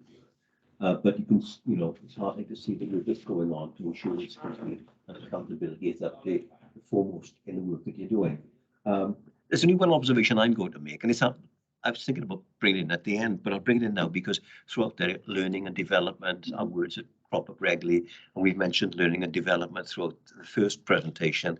And I also mentioned the fact that I've been down to the Learning Centre, and I'm looking around the table, and I would imagine that nobody on the panel has been down to headquarters and actually seen, what I think might happen.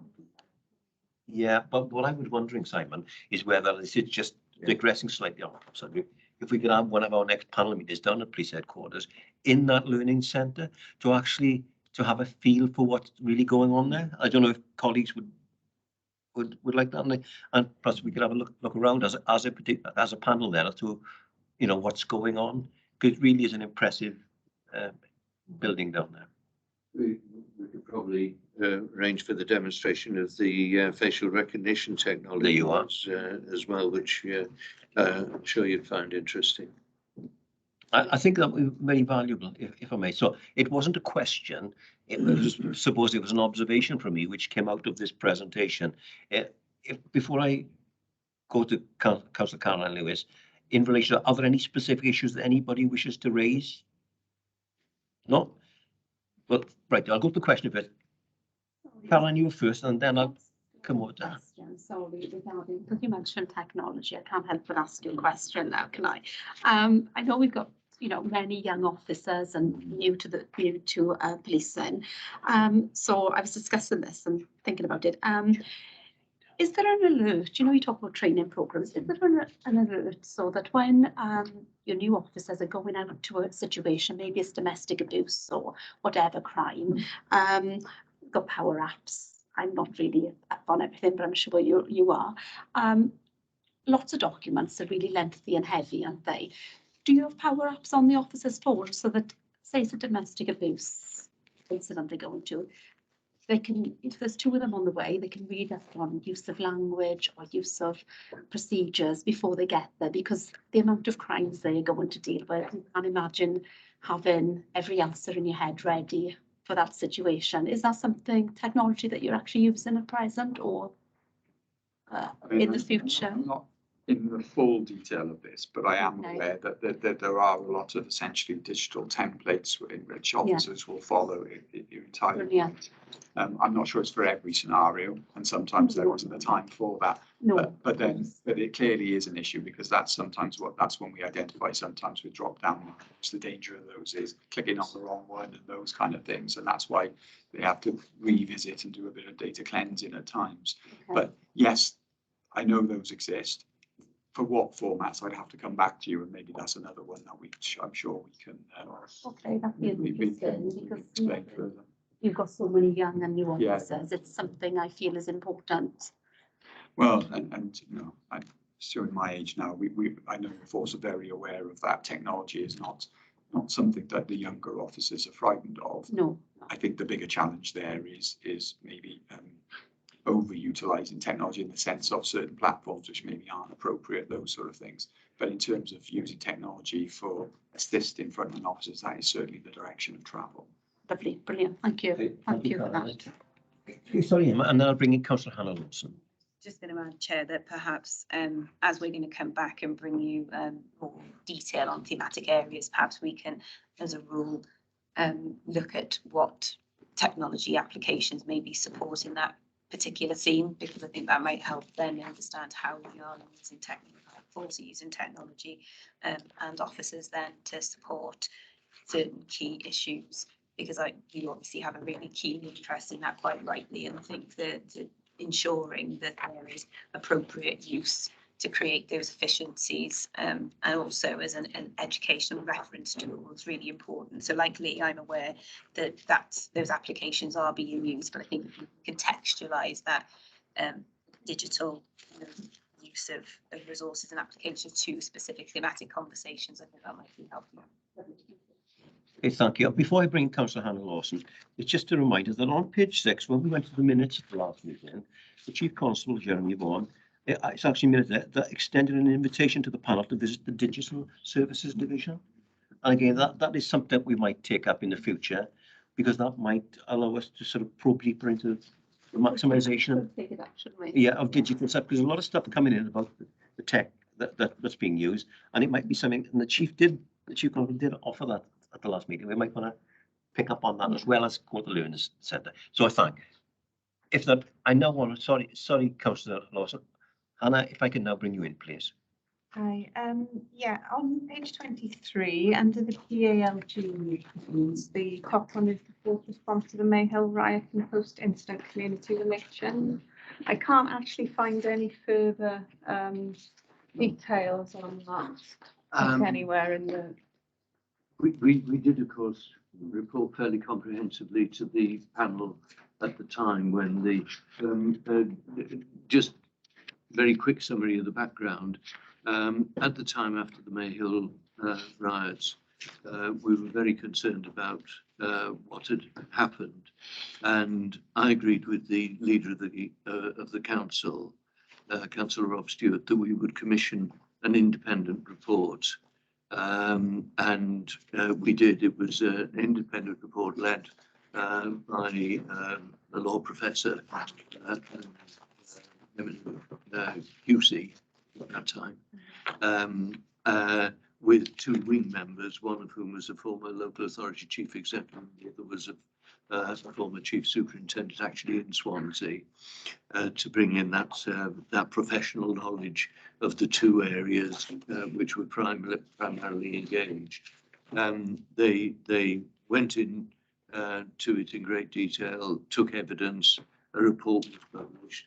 At the time of the publication of the report, the Chief Constable, in what I think was quite a courageous decision,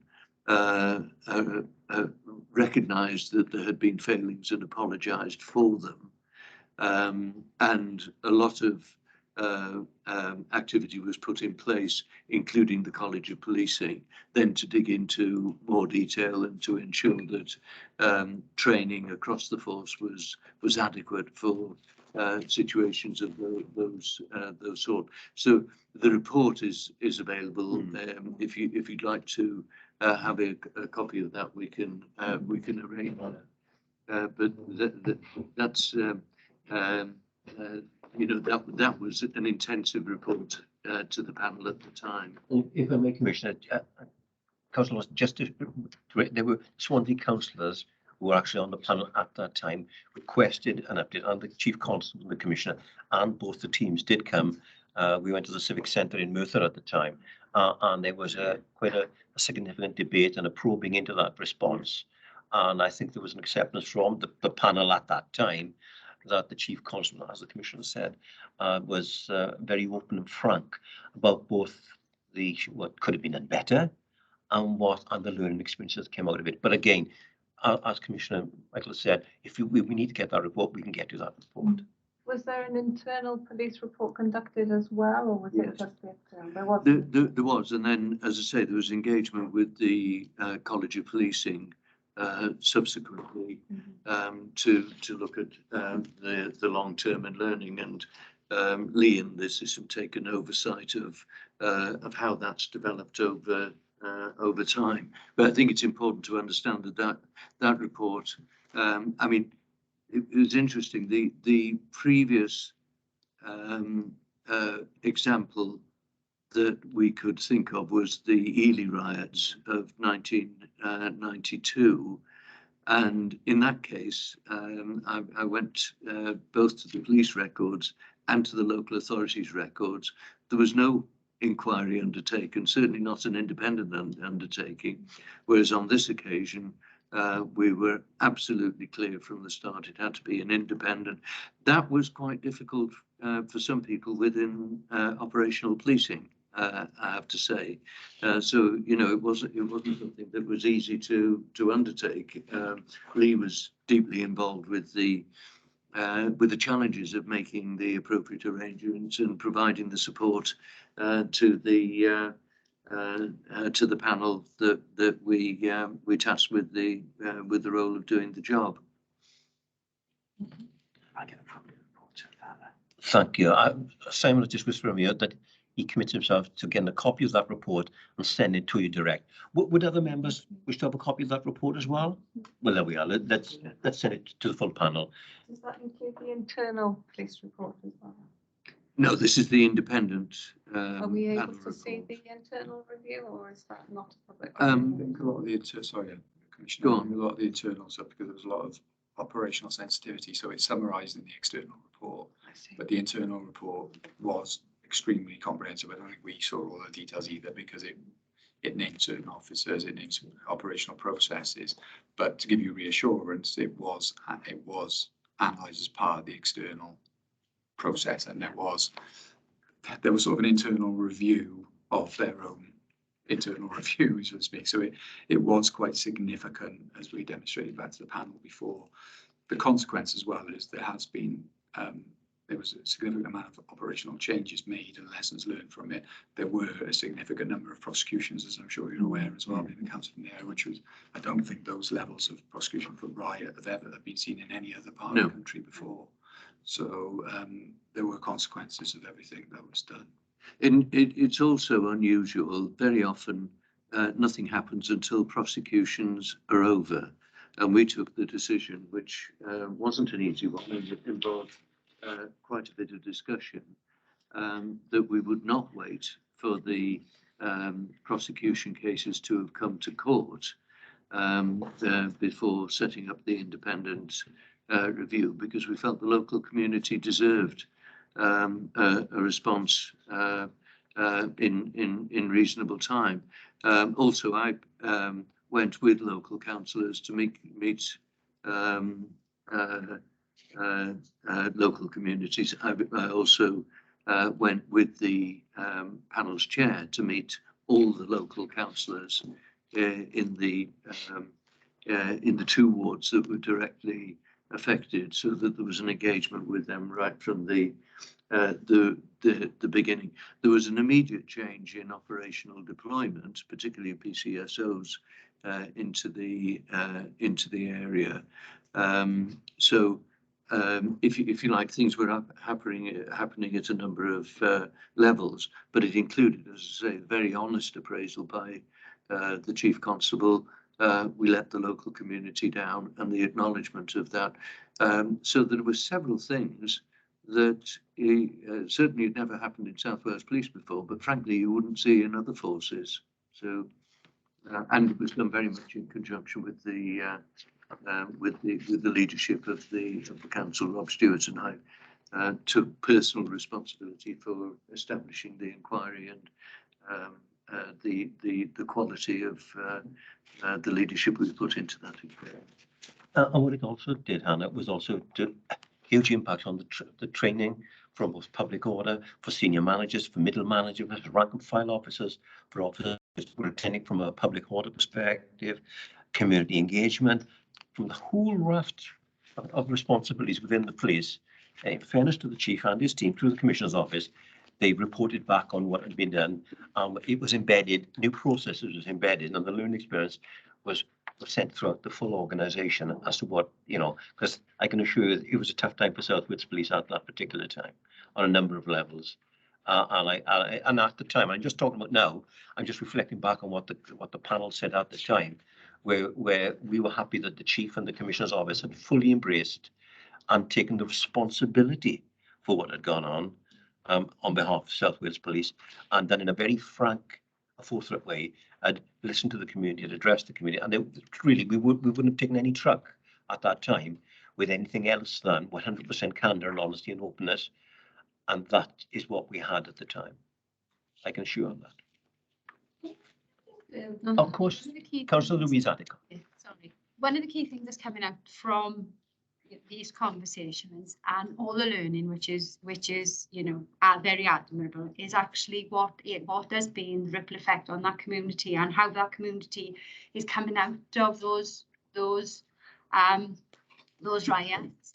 And that would be a really interesting thing to understand, because we can make the changes, but actually what impact of those changes had on that local community and their feelings about policing, because that could happen in all of our communities across South Wales or across Wales. So that would be a really interesting observation to Yeah. understand. I mean, I referred to the fact that there were immediate changes. For Yeah. instance, there was a highly experienced and respected PCSO moved in because of senior operational judgments that it needed something special.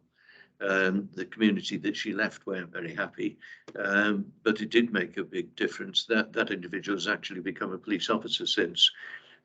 So, you know, there was a recognition immediately of the need for engagement, and we did, in the course of the inquiry, get very positive comments back on the extent to post the riots.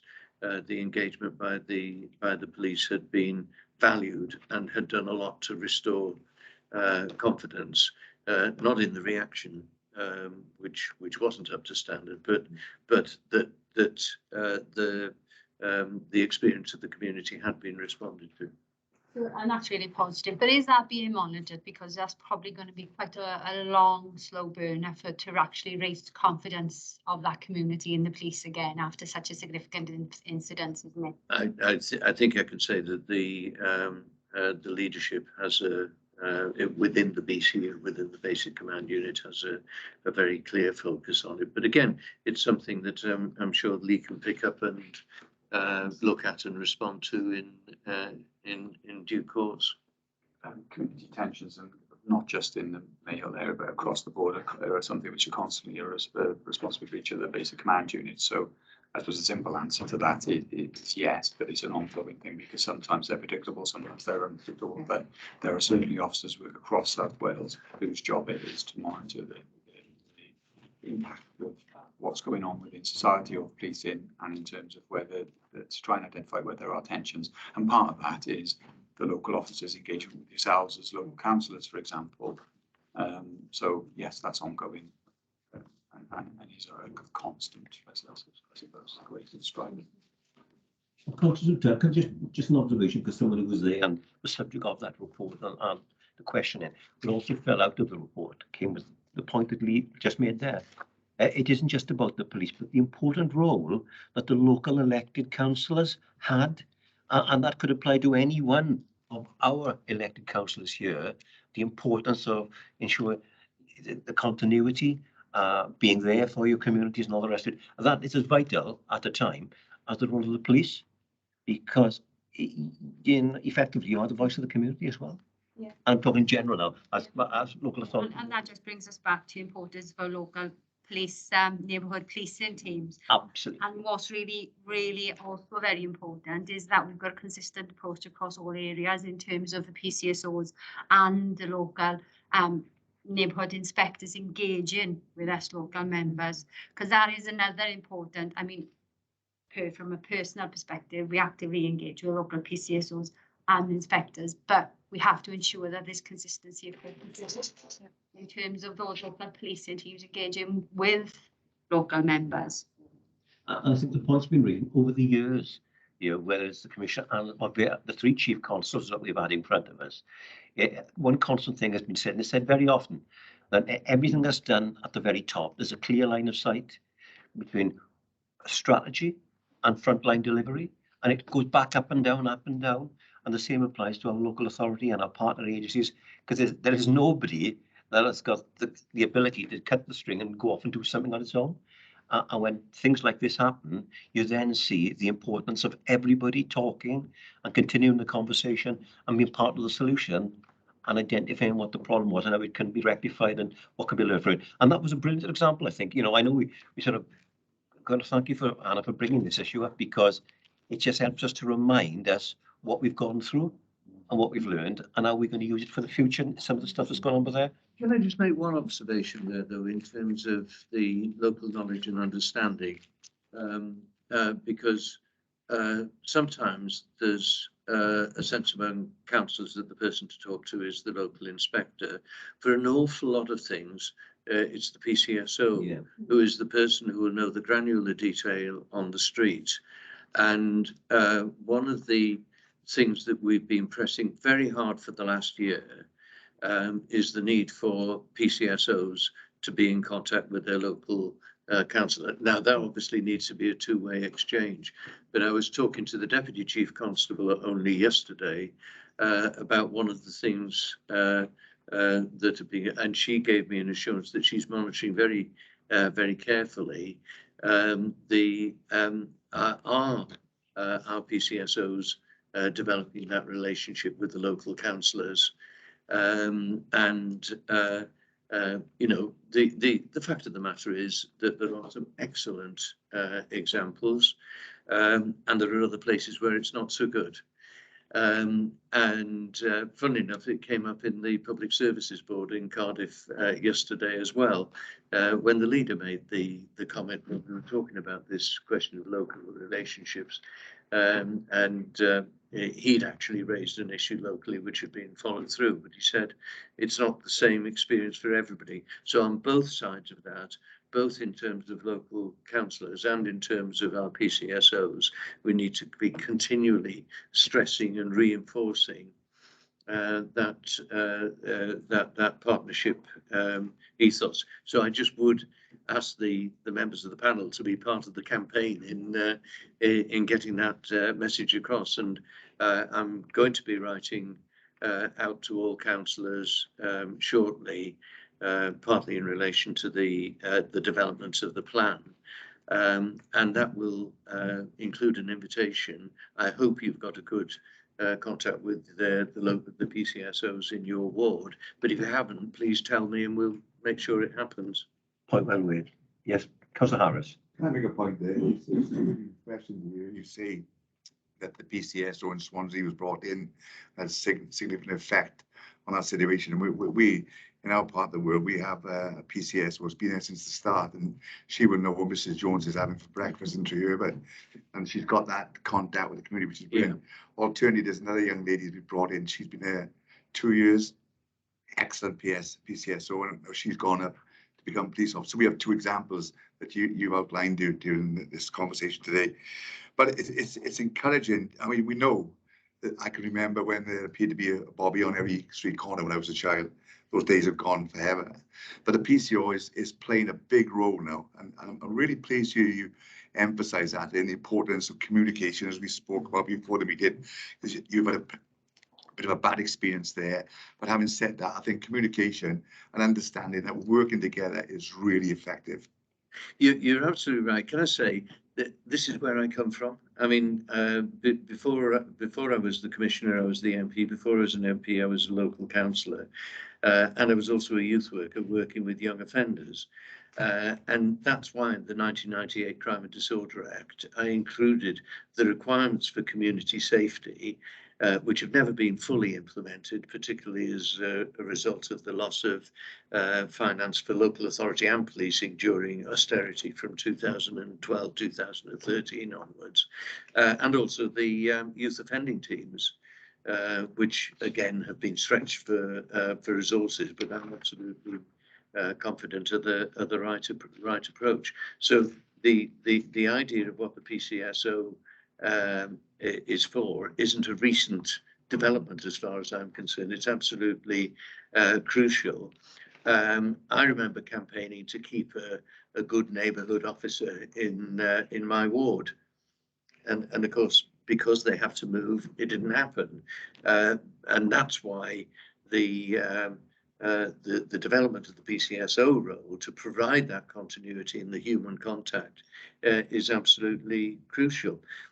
With Mayhill, frankly, you never know. It may be if the quality of PCSO engagement was as good as I want it to be, and I think we're developing it to be, maybe there would have been earlier picking up of signs. That's why that long-term continuity is important.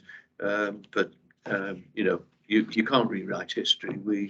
We're where we are, but where we were at that time. But what you can do is to try to get it right for the future. Okay. Any questions, observations, or should we move on?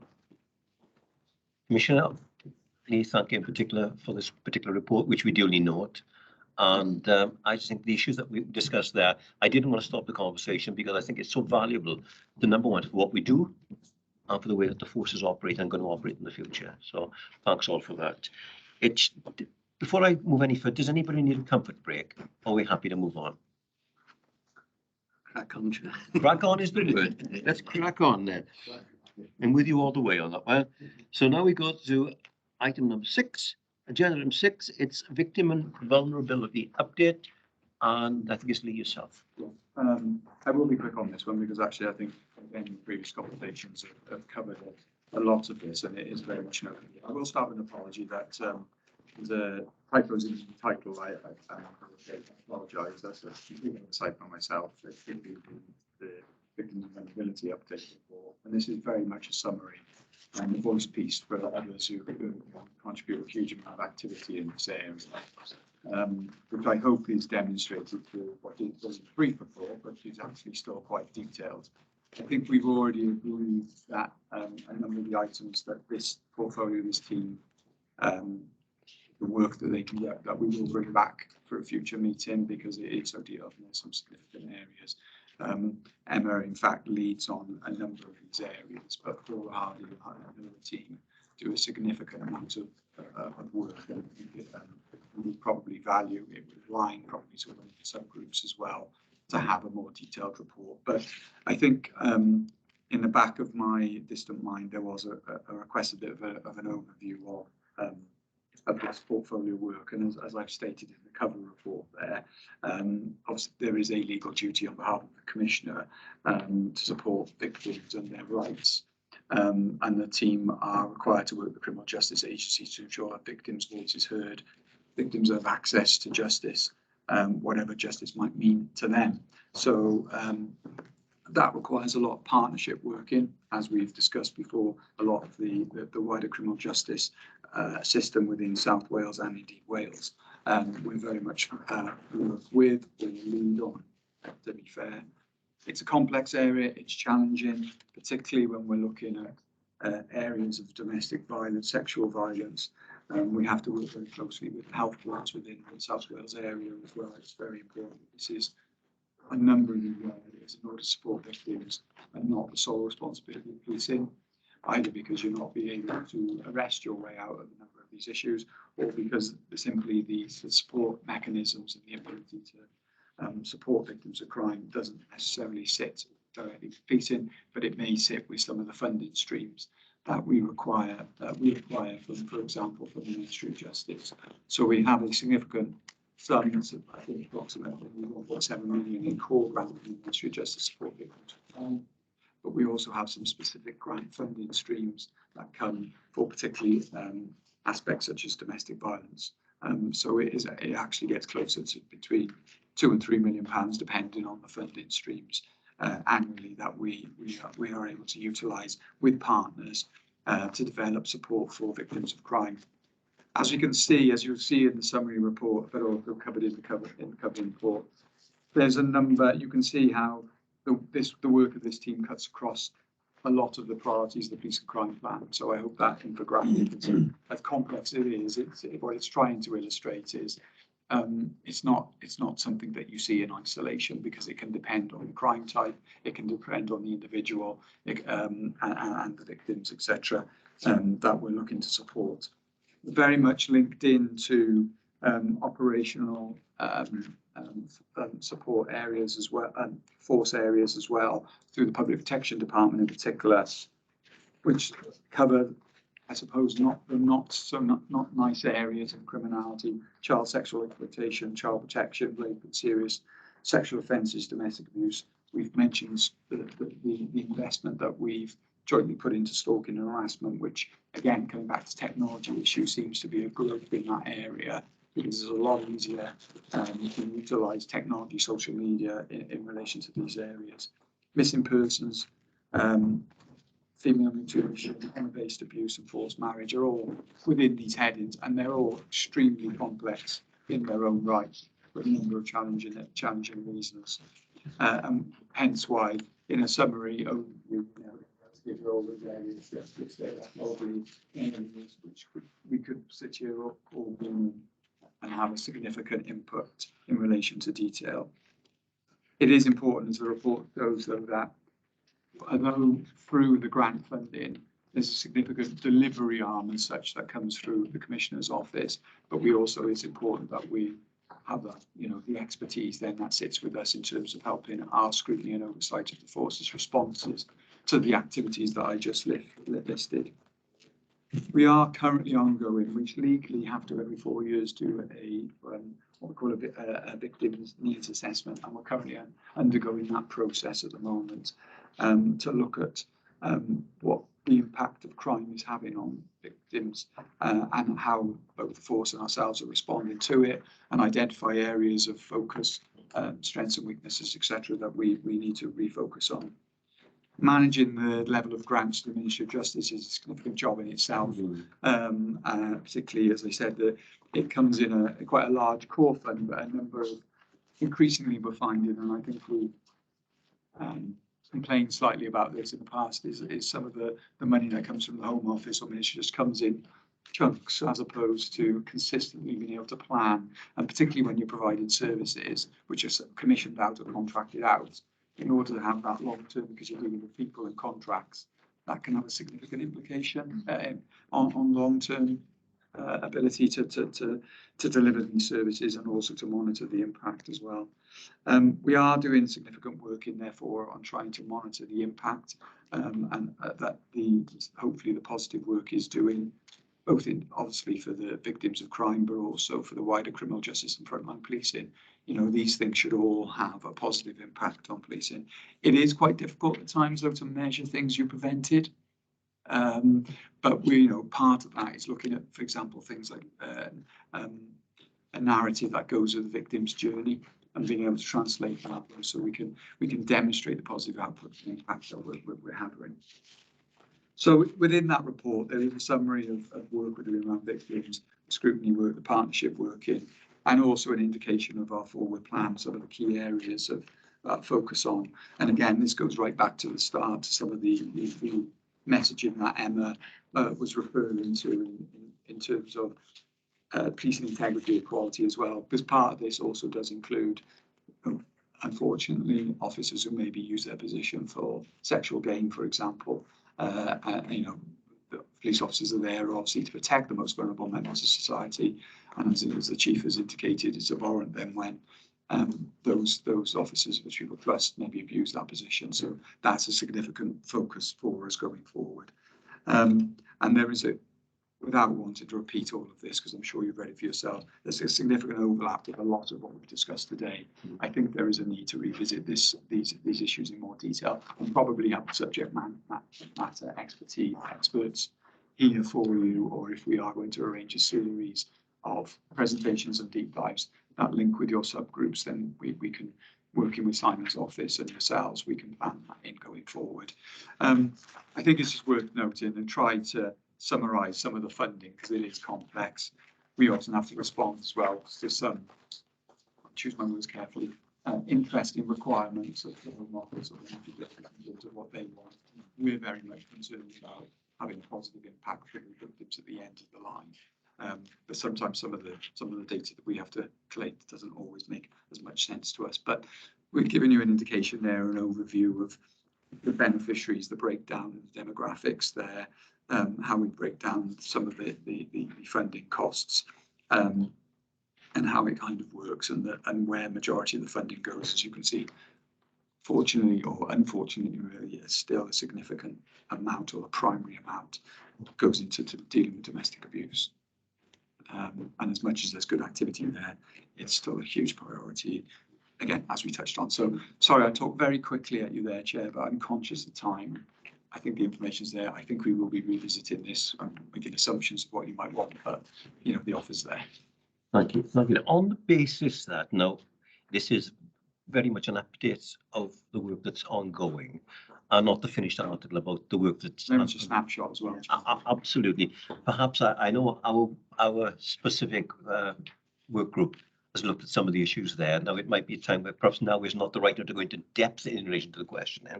However, there are just a couple of issues I think that we'd like to bring to your attention.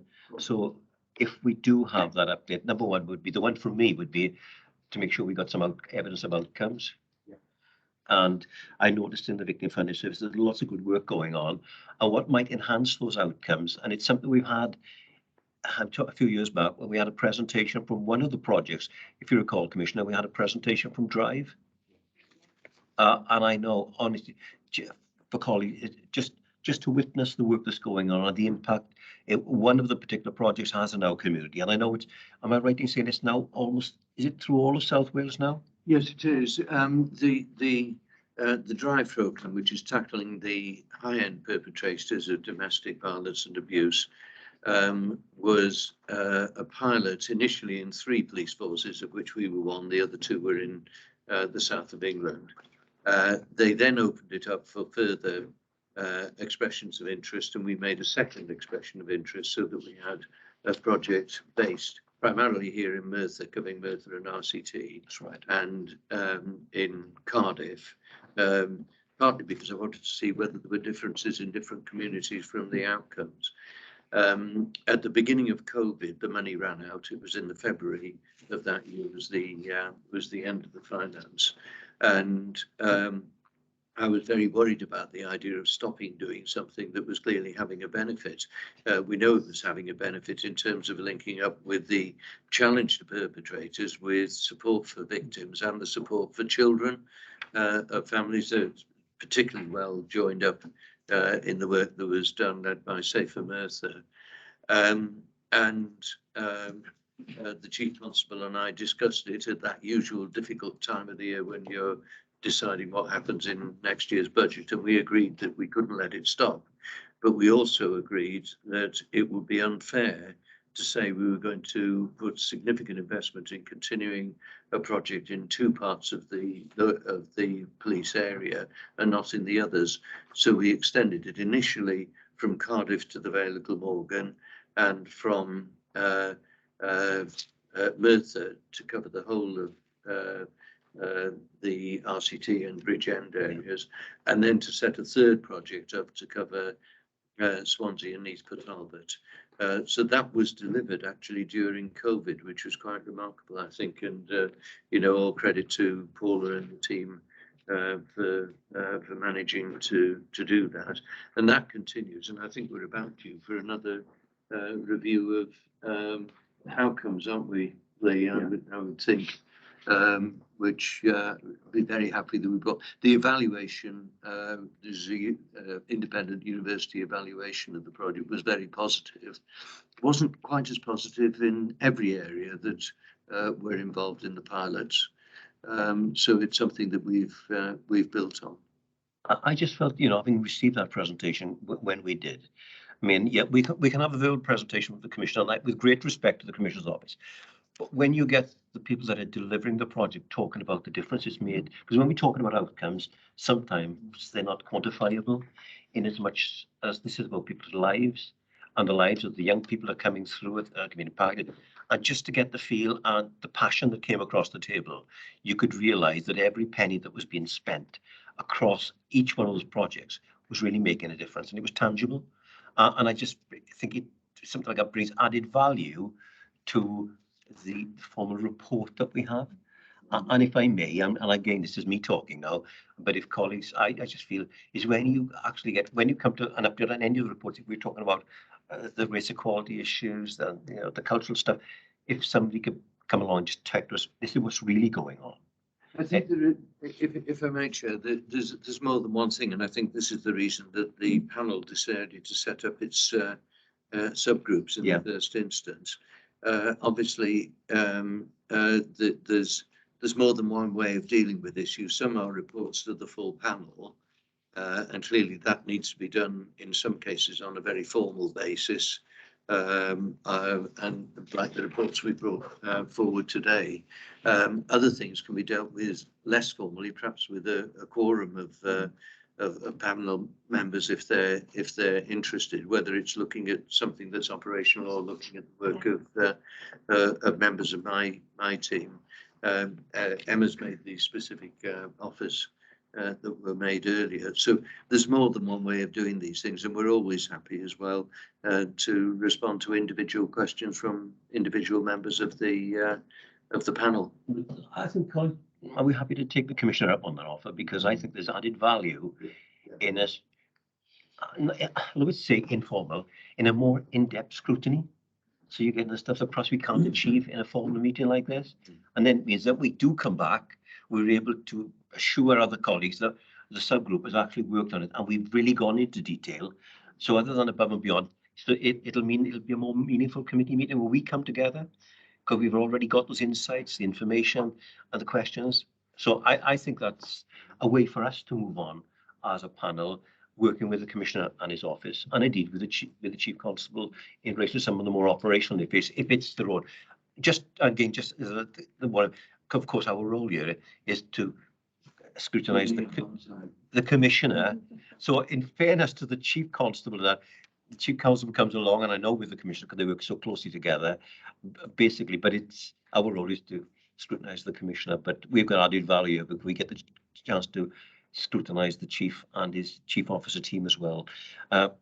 Councillor Peter Littlechild, I think you have a question. Yeah, I just want to pick up the snapshot really review on the back with Lee, and I noticed that it says that there's 50 projects, and yet in the small print it says that there's 7 information data missing on 7 of those projects. So is there 57 projects and you haven't included the full data, or is it 50 projects and there's data missing? I think it's the 50 with the data missing. I will double check that. It's a good point, but I think that's what it is. And that's probably not trying to hide anything. It's why they put it in there. It's either because they are newer projects or work in progress, or we just haven't been able to capture it. Some of what we try to do, I'm going on a bit of a tangent here, but obviously some of this we also try to fund some very specialist and local projects as well. So we're not talking huge third sector charities here. So the complexity of sometimes working with them and trying to help them, the social value of trying to work with very specially, it can be very difficult, but their skill set might not be reporting data back to us. So sometimes that chasing the data stuff isn't always as regular as we would like. But it's also true, Lee, isn't it, that an awful lot of what we're trying to do is to stop things happening, to prevent things happening. And evidencing prevention is one that, how do you prove that things might have happened? How can you prove that the quantum of things that haven't happened? So it's a pretty tricky area to report on, in fairness. And I think Lee and the team have done some very interesting work on finding ways of finding proxies for quantifying the invisible.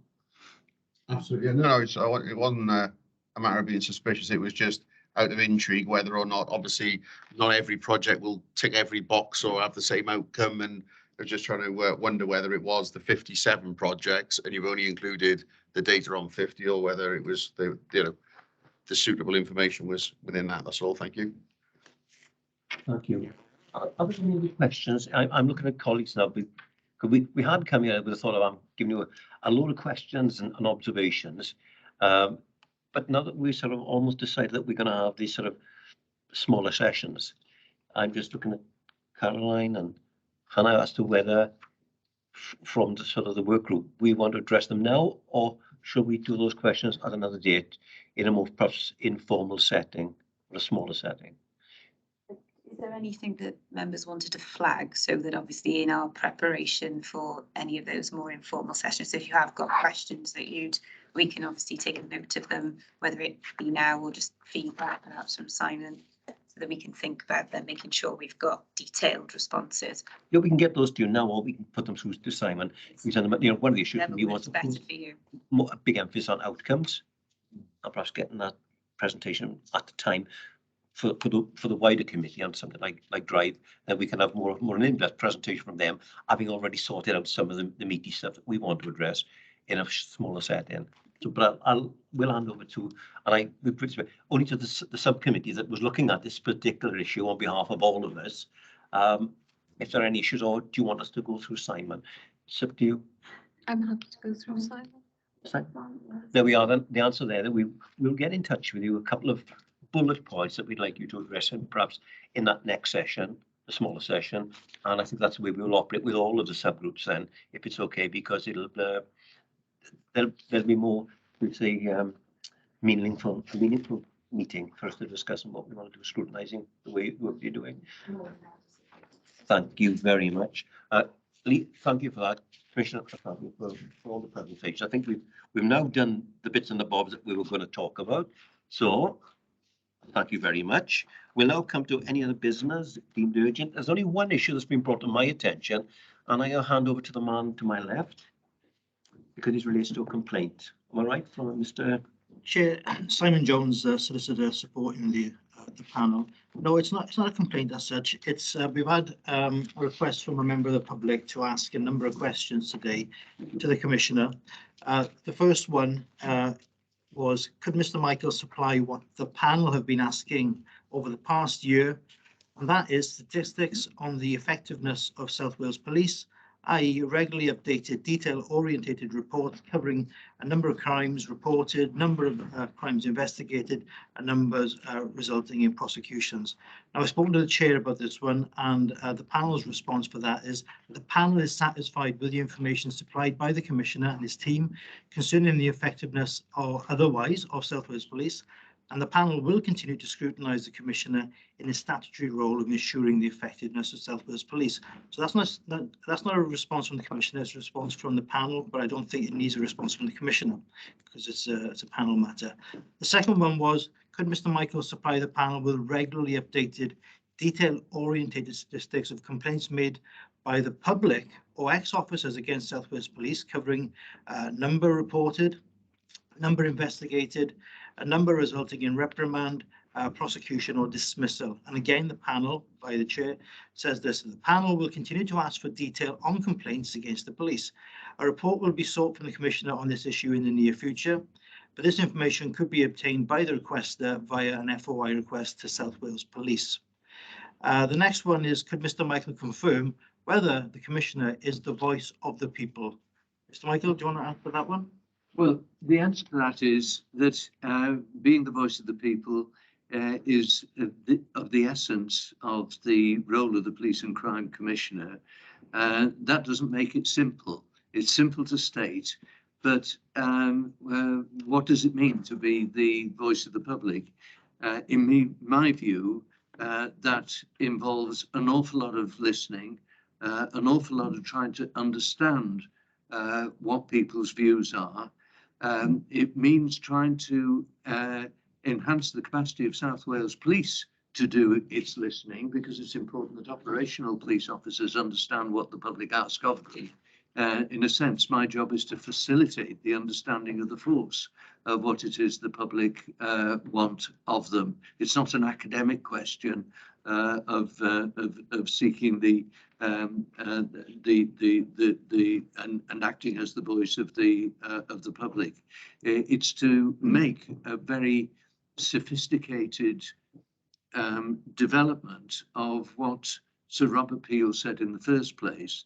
The police are the public are the police, by which he meant essentially the police have to be embedded in the communities that they police.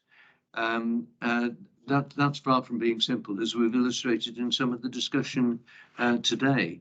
But for the past 10 years, that has been what I've endeavoured to do, and to increase the capacity, not just of me, but of my team.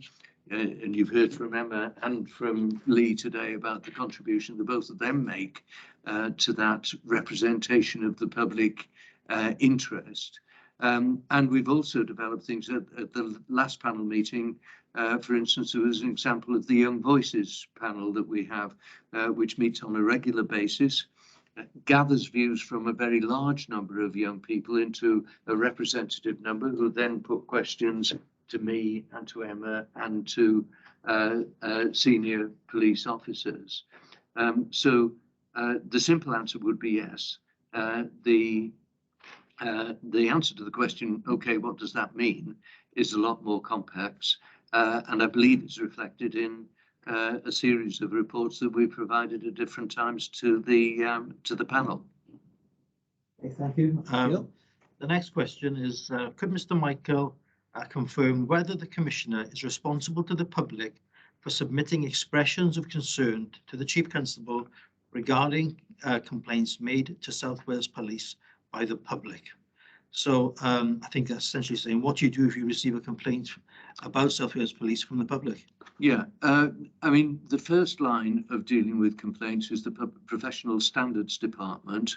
And my role, if you like, is making sure through the scrutiny that Lee carries out on my behalf, that the Professional Standards Department is fit for purpose and able to deal with complaints from the public. There is an appeal role, obviously, and we also test that in a variety of ways. Discussions I have with the Chief Constable and other chief officers, discussions that Lee and Emma have with members of the Chief Constable's team from time to time. And there's also the independent scrutiny from the Independent Office of Police Conduct, and also from the Inspectorate, who choose what they inspect in terms of the force, and engagement in terms of setting standards by the College of Policing. So the simple thing is that if I receive a letter of complaint, is that it goes into the mechanisms that are there to deal with it, and which is overseen by Lee and members of his team to make sure that that happens, and we look for an explanation of what's happened as a result of the complaint coming back. There is feedback, but it isn't a question of just acting as a post box. Thank you, Commissioner. There are two other questions which I'm not going to read out because they concern an ongoing complaint, which I understand is currently being looked at by the IOPC.